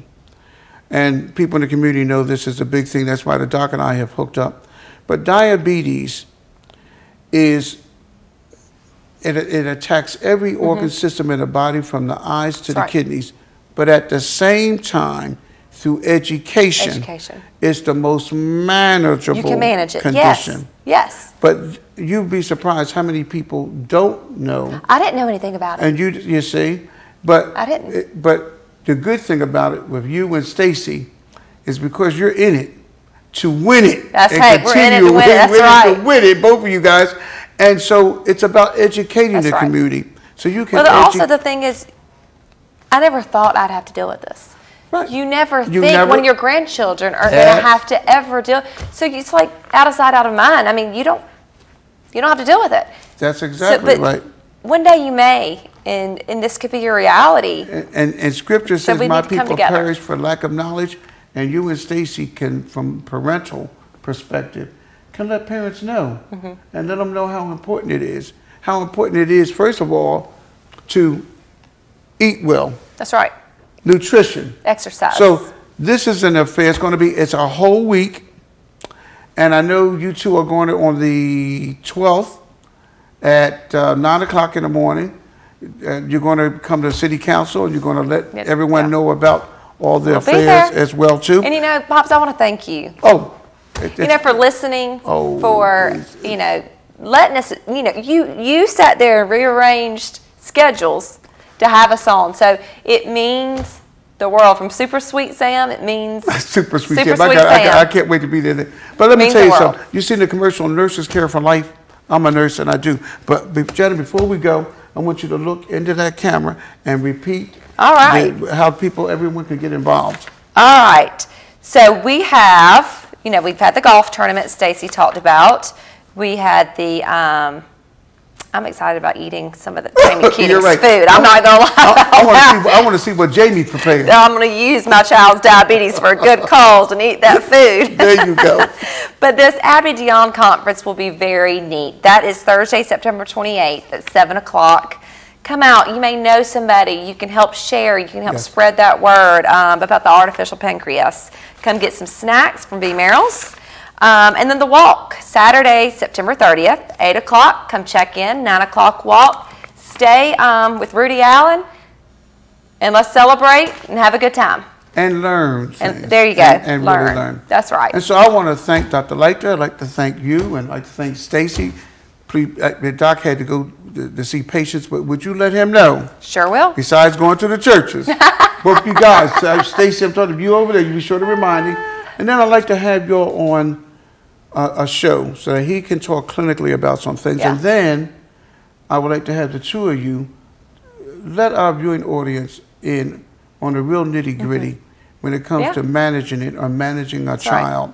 And what works for one child does not always work for another. That's exactly right. That's why I'm asking Stacy to come on and for you to come on. To give it to me.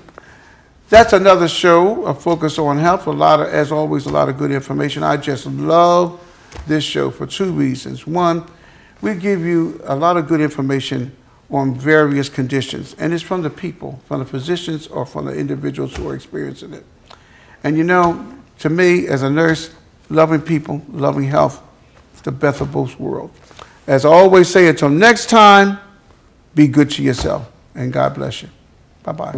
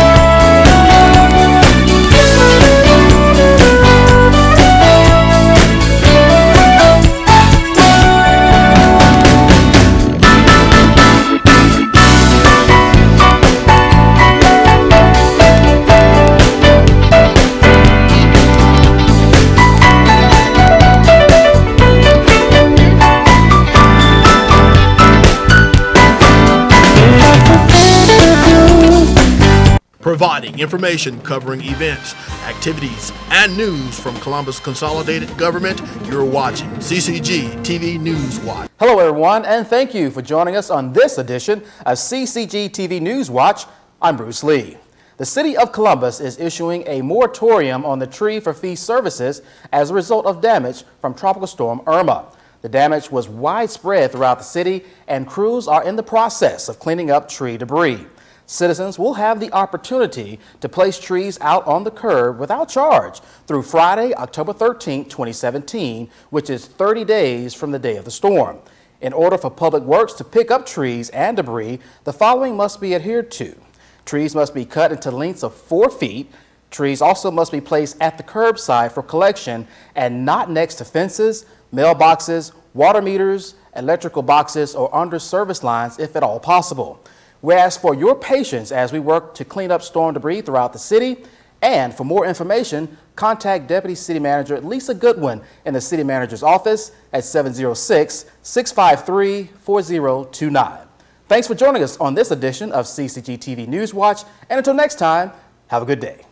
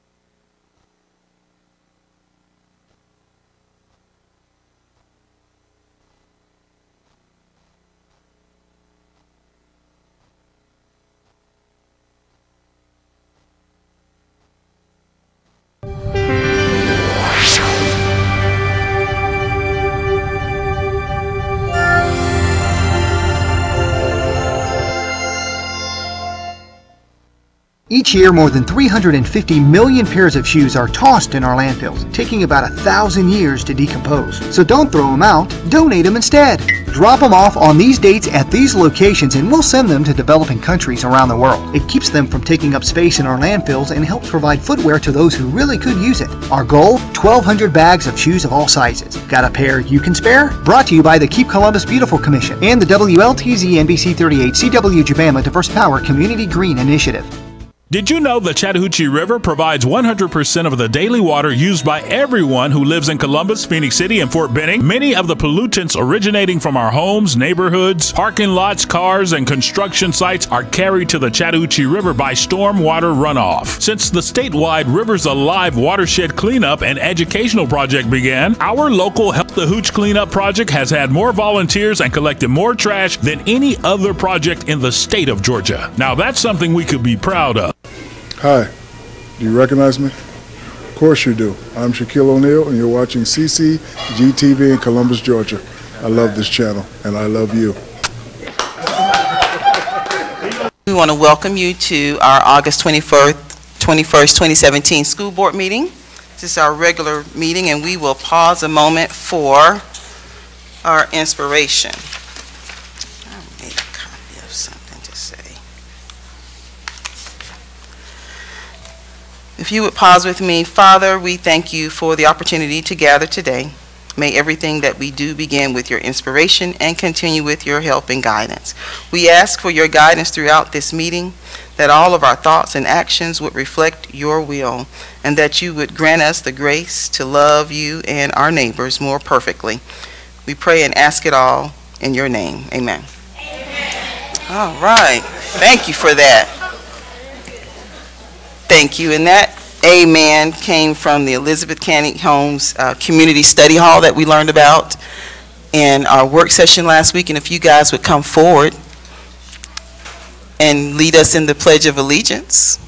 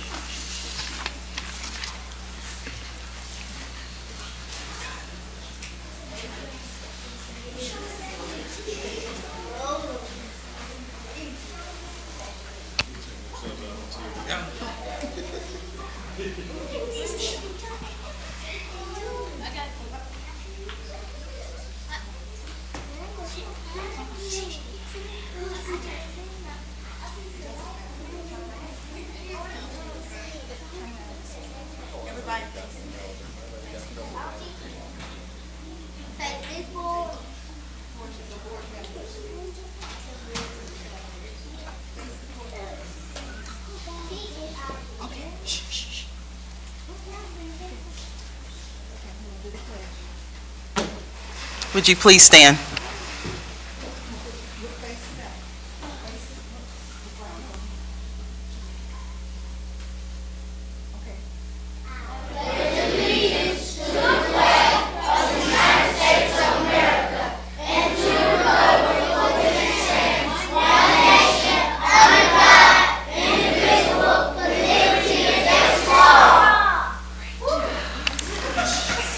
Thank you. And before you leave,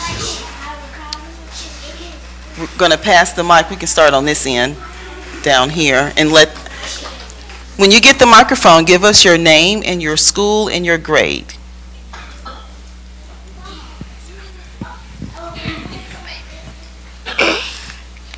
My name is Nadia Unique. I'm in the 5th grade, and I go to J.V. Davis Elementary School. My name is Tanisha Sable. I'm in the 5th grade. I go to J. Davis Elementary School. My name is Janai Mobley. I'm in 5th grade and I go to J. Davis Elementary. My name is Travian Table. I'm in 6th grade. I'm gonna go to Baker Middle School. Oh, my name is Kamora Jenkins. I'm in 4th grade and I go to elementary school. J. Davis. My name is Taki Carroll. I'm in the 4th grade. I go to J.D. Davis. My name is Eric Adams. I go to J.D. Davis Elementary, and I'm in the 4th grade. My name is Alathius Hewlett. I go to J.D. Davis Elementary, and I'm in the 4th grade. My name is Alexis Reese. I go to J.D. Davis, and I'm in the 4th grade. My name is Heaven Jenkins. I'm in the 3rd grade, and I go to J.D. Davis Elementary School. My name is Marshawn Davenport. I go to J.D. Davis High in 3rd grade. My name is Xavier Tyrese Jones. I'm in the 3rd grade, and I go to J.D. Davis Elementary. My name is McClavian Stewart. I go to J.D. Davis Elementary. I'm in 1st grade. My name is Zaki Carroll. I'm in 1st grade, and I go to J.D. Davis. My name is Giovanni, and I go to Georgia. My name is Brandon Harrop. I go to J. Davis Elementary. I'm in 2nd grade. My name is Gianna Garden, and I'm in 2nd grade, and I go to J. Davis. My name is Jemiah Davis. I'm in 2nd grade. I go to J.D. Davis. J.D. Davis. My name is Brandon Harris. I go to J. Davis, and I'm in pre-K.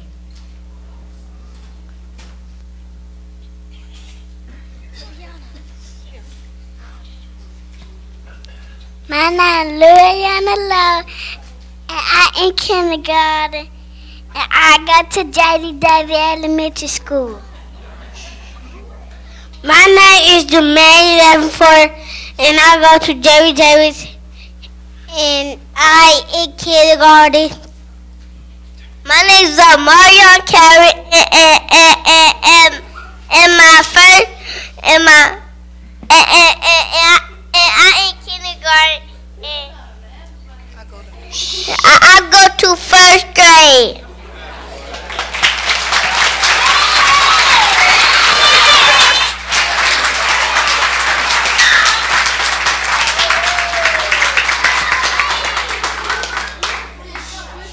Well, thank you, boys and girls, and thank you, Ms. Bursch, for bringing them back. We appreciate it. Thank you very much.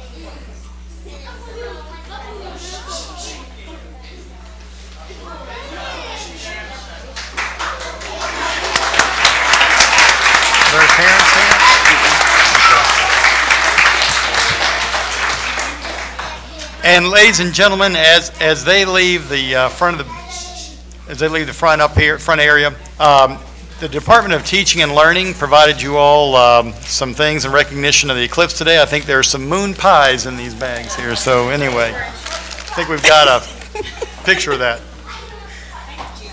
Thank you so very much.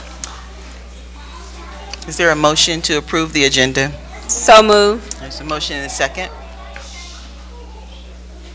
We can vote. Is it working, do you know? Yeah. All right, we can vote at this time. Guess they got it straightened out.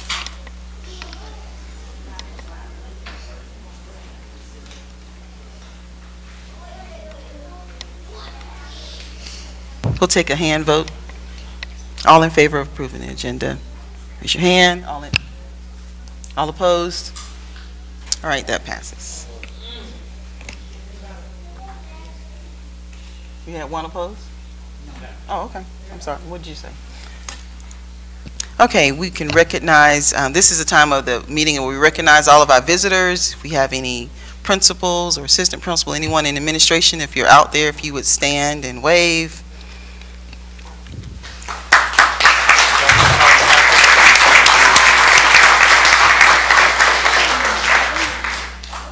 I see Dr. Tom Hackett from CSU.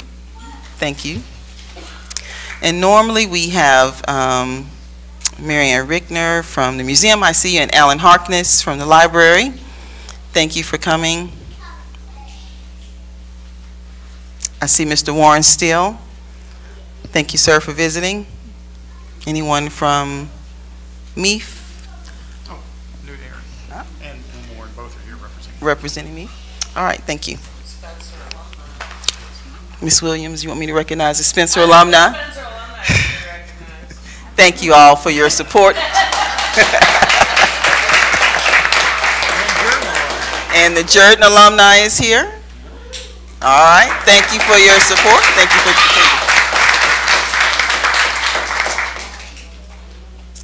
Thank you all for joining us this evening, and we'll move on to our system-wide recognitions.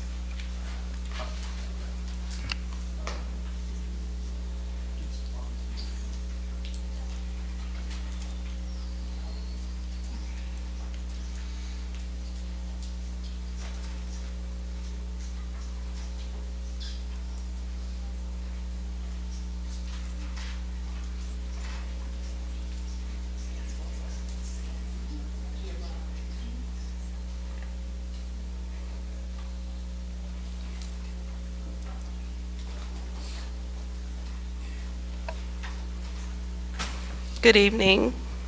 My name is Victoria Thomas. I'm the Director of Career and Technical Education here in Muskogee County School District. And tonight we're going to recognize our programs that have completed the industry certification process. The Georgia Department of Education is committed to the industry certification process for career technical and agricultural education programs within the state as part of its effort to strengthen technical and academic standards.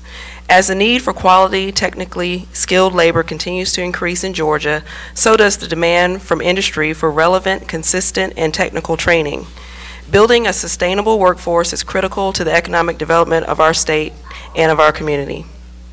Industry certification is a designation that a program is teaching the skills that are needed for a successful career path in the industry, and is based upon stringent and proven criteria. Students enrolled in these programs benefit from relevant training and technical skill sets that lead to economic opportunity.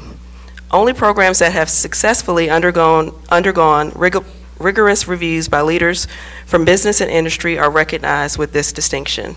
There were 5 programs that successfully completed industry certification during the 2016-17 school year, and 3 of those programs are represented here today. First, from the West region, we have Jordan High School Automotive Technology, Mr. Robert Harris and Mr. Anthony Woodard.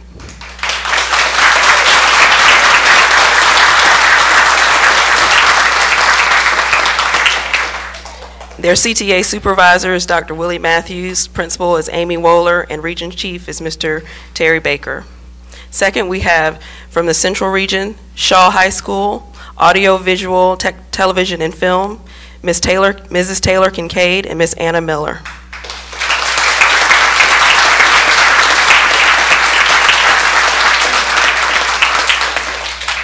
Their CTA supervisor is Ms. Cherie Tovey, the principal is Mr. Adam Herring, and the region chief is Mr. James Wilson. And finally, we have from the East region, Kendrick High School Graphic Arts, Mr. Orethius Harge and Ms. Lindsay Redondo.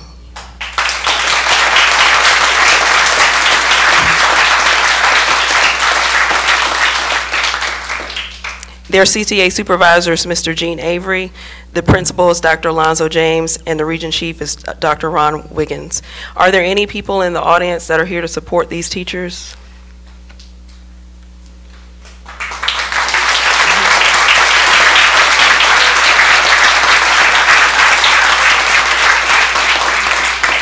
Thank you so much for your dedication and hard work. Are you bringing up the student? We're going to bring up students. Okay, next. great. Students. And now we have some, actually one student to be recognized.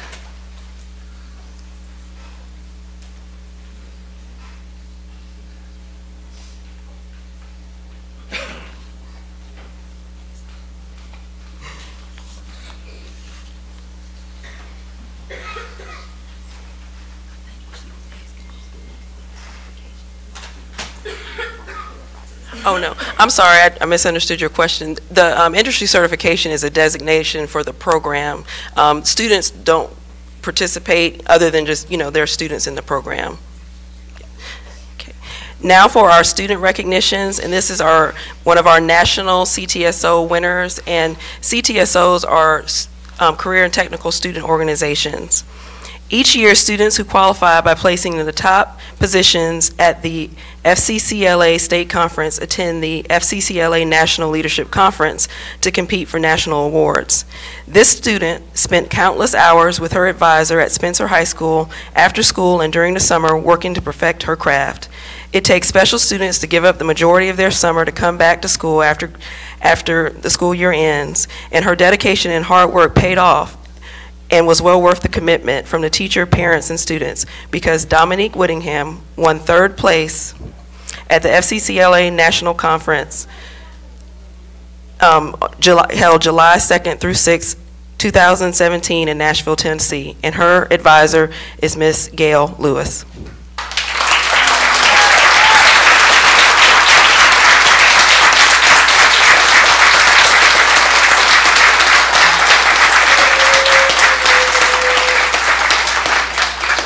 I think the people who were supporting her have already stood, but the CTA supervisor is Mr. Gene Avery, the principal is Dr. Johnny Freeman, and the region chief is Dr. Ron Wiggins. Thank you very much. That concludes the CTAE recognitions.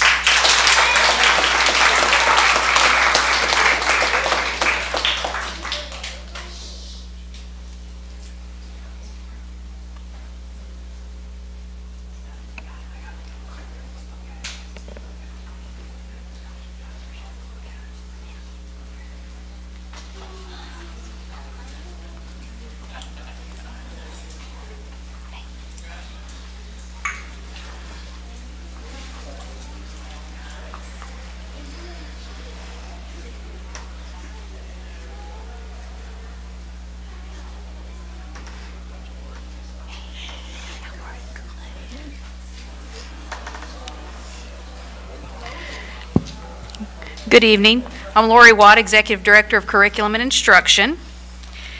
This is your Team Diamond standing in front of you. STEM education is a program that is growing rapidly throughout Georgia. This program and practice has been underway at Diamond Elementary Magnet Academy for quite some time.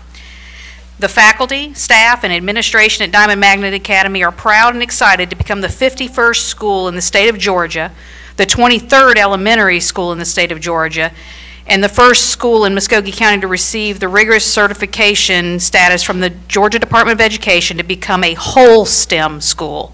That's behind Hannon, who had a program certification. Diamond has traditionally been a science, math, and technology magnet school. Diamond began doing STEM activities about 6 years ago. in September 2013, Diamond decided to begin work towards obtaining the certification for STEM. As a team, Diamond decided to go for school certification rather than program certification. The team knew it would be a lot more work to obtain a school certification, since that would mean that the entire school would be STEM as opposed to having a few STEM classrooms. Everybody had to be on board. It took the administrators and staff 4 years of hard work, attending conferences, providing professional development for the entire staff, and bringing in community support for the program. Diamond's hard work paid off on May 9th, 2017, when they were awarded the 51st STEM certified school in Georgia. Every child who enters the doors will be exposed to a STEM education. The principal is Janet Sellers, Region Chief is Ronald Wiggins, and this is your Team Diamond. Congratulations.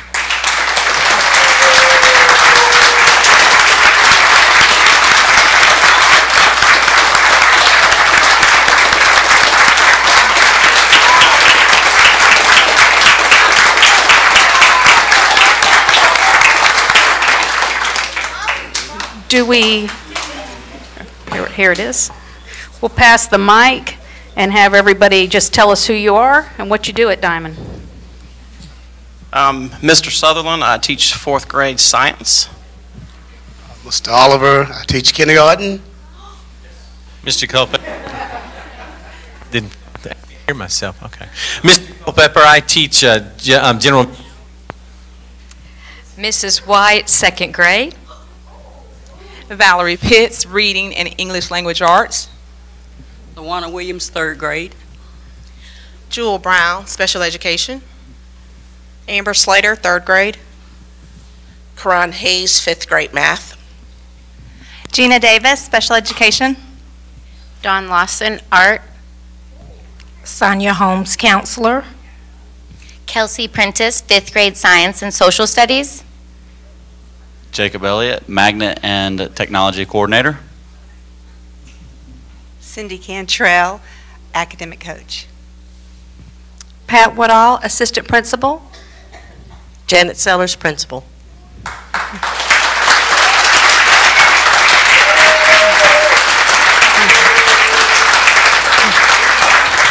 And besides our entire teaching and learning staff who completely support you and are here to support you as well, are there any other visitors in the audience that you brought along that would also like to be recognized? If so, it looks like everyone's up front. So, Ms. Sellers, did you have something you wanted to add? Okay. All right. Well, I do. I'm just really proud of this team, the work that's gone into this. This is a very rigorous certification process to achieve and attain this designation. So congratulations to faculty and students and the entire Diamond community. If you've not been there, I would encourage you to go visit them. They have a greenhouse, an actual working greenhouse. They have hydroponics they're working on. So they have a really quality program there, and it's one that we can be very proud of. So again, congratulations to all the faculty, students, and staff, as well as the entire Diamond community on this well-deserved recognition. Thank you.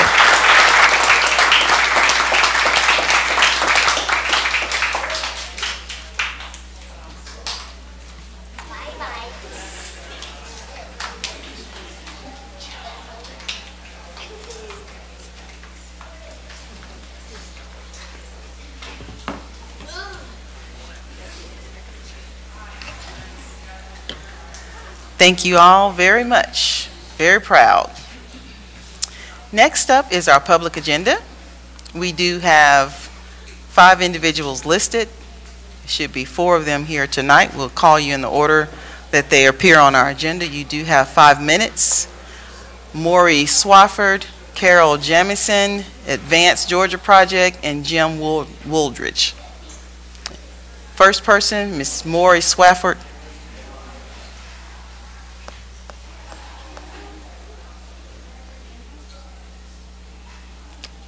All right, we'll go to the next person, Carol Jamison.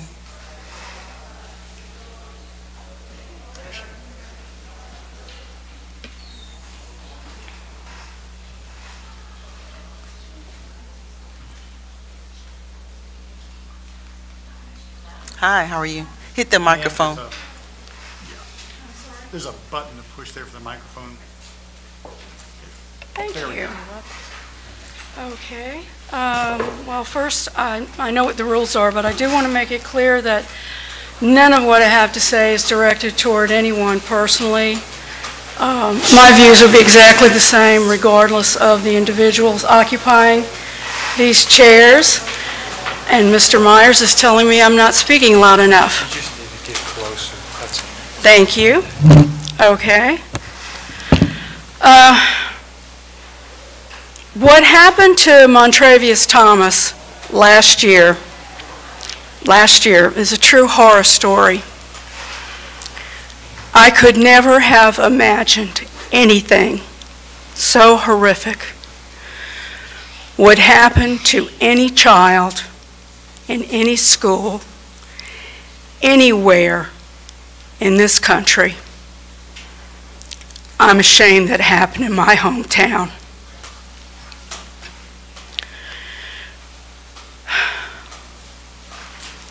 What happened after this assault is no less shameful. Beginning that very day, September 12th, 2016, what if this had happened to your child? What would you have expected from his school? What would you have expected from the police, the district attorney, the courts? What would you have expected from your school board? Whatever that was that you would have expected, I feel pretty sure the Thomas family did not get that. The other thing that I want to bring up is that I had some questions about the board, this board, and the superintendent. So I went to your website, and sure enough, one of my questions was there. What role does the superintendent have with the Board of Education? And this is what it says. The superintendent is a professional educator appointed by the Board of Education. The superintendent does not have a vote, but is charged with implementing the policies and procedures formulated by the board. By law, the superintendent serves as secretary to the Board of Education. And that's all it says. And that may not make any impression on you, but I was stunned. I thought there'd be a lot more there than that. What that says to me is that this board does not answer to the superintendent, not to his staff, his cabinet, and not to the lawyers that seem to keep cropping up. You are elected officials. You're accountable. You answer to the people, the public, those people who voted you in here. Some of you are replacements for people who didn't believe that.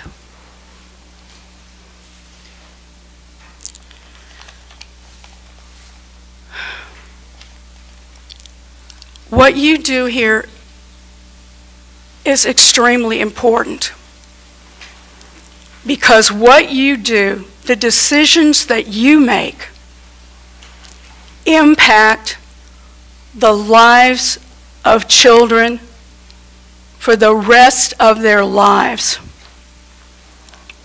Now, because of what I just said, you may think I'm trying to warn you that you better listen to the public or you'll be back out here. That's not what I want to say to you. When something comes before this board, I do want you to read it and reread it. Study it, research it. And yeah, I want you to listen to people. I want you to listen to each other. Listen to your colleagues, listen to educators, listen to the public. But I'm going to ask you to listen to one more. Oh, I'm sorry, is the time up? Yes, ma'am. I'm sorry, excuse me, I didn't know what that was. I want you to listen to yourself, because you know what's right. And if you are being asked to be a party to deception and secrecy, you know that's not right. Thank you. Thank you. The Advanced Ed Project.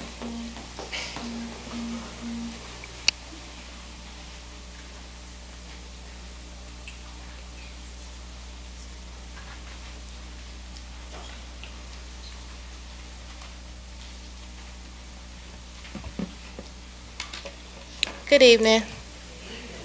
Glad that you all had me here today. I hope that you had a good day. My name is Alyssa Williams. I want to speak with you today in reference to Montravius Thomas and child safety in our school district. I received several questions from concerned parents, so I'm just going to provide a few of those. From the details that have been released, the public understands that Montravius' injury was sustained during the contract worker's attempt to restrain him. Some of the questions were, what type of behavior would a child have to show that could cause these or similar methods of restraint to be used? Are there different standards used for children with or without an IEP? Do procedures vary based on the school that the child is attending? And is there somewhere these procedures can be viewed? Were these methods used specifically by the contracted agency, or are these statewide procedures? Is Muskogee County School District still utilizing this agency? What is the protocol for when a child is injured at school? Who makes the determination if a child should receive emergency medical treatment? In the paperwork each parent or guardian completes during registration, there's a section that states, in the event of an emergency, the school will have the student transported to the closest doctor or medical facility for treatment. Parent or guardians will assume full responsibility for all charges incurred. Please indicate your preferred hospital. So how do we as parents ensure our children receive proper emergency medical treatment, even if we are unable to be reached at the moment? The citizens of Columbus have a lot of questions, and rightfully so. Those were just a few. This is the beginning of a new school year, and safety is the last thing a parent wants to be concerned about when they're sending their child to school, especially in reference to an administrator. We understand that in any situation it takes time to gather facts. However, the incident occurred almost a year ago. Not only should there be resolution for the Thomas family, but also for the community. There is a petition that has been signed by over 600 concerned citizens.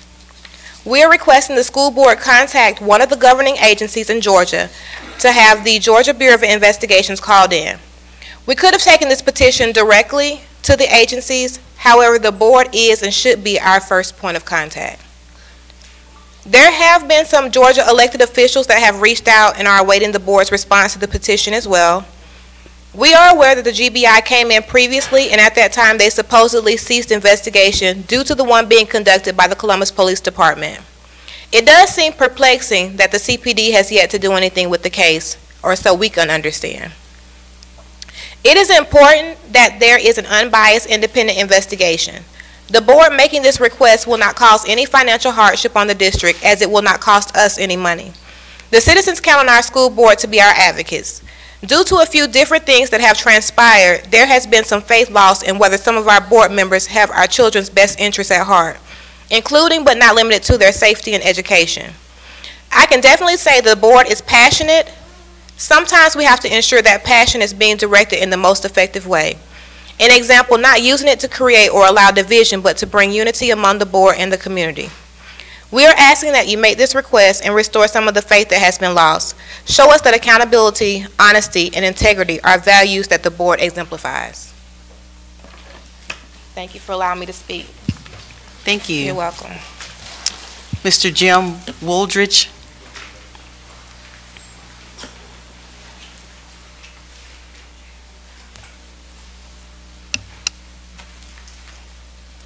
How you doing? I'm Jim Wooldridge. I'm on the alumni at Jordan, and I graduated in '68 from Jordan. I've got a few questions to ask the board, and I don't know who they're addressed to. I reckon the whole board. The first thing is we're talking about the funds that was allocated to Jordan High School for athletic fields. What's happened to those funds? The second question is what's happening with the construction of the football and softball fields that we were promised at Jordan? And when do you see this work to begin? It's been almost 3 years now and we hadn't seen anything yet. How long do you think this work will take to complete? And at what point in time will the board let the contract go on the project? Thank you. Thank you very much. Well, I can share with you some of what you're asking tonight. First of all, Mr. Battles, our district athletic director, can certainly provide some of those information. A lot of that is being covered this evening as far as the contract and the athletic fields, as far as not only for Jordan, but also for the other schools, because it's more cost effective to look at the project as a whole rather than one school or one field at a time. So you'll see that in the agenda this evening. And depending on the board's consideration and approval, it'll be moving forward from this point forward. As far as timing, that'll all be contingent upon civil engineering, all the things that go with that to ensure that it all gets done in an efficient manner. But it would all be starting to take place this evening. And that's, by the way, this is in typically the board approved these projects in phases when the SPLOST was originally passed, and we're actually a little ahead of schedule. Thank you.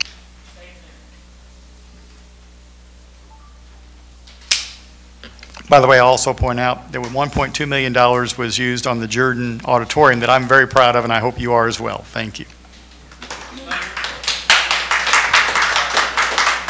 Excuse me, the Bob Barr Auditorium, excuse me. Point of record. Robert M. Barr, yes ma'am. All right, we're moving on to our action agenda. Item 5.01 is the appointment of Assistant Principal at Columbus High School. Superintendent is recommending John Franco. There's a motion. Second. Are there any questions? We're ready to vote.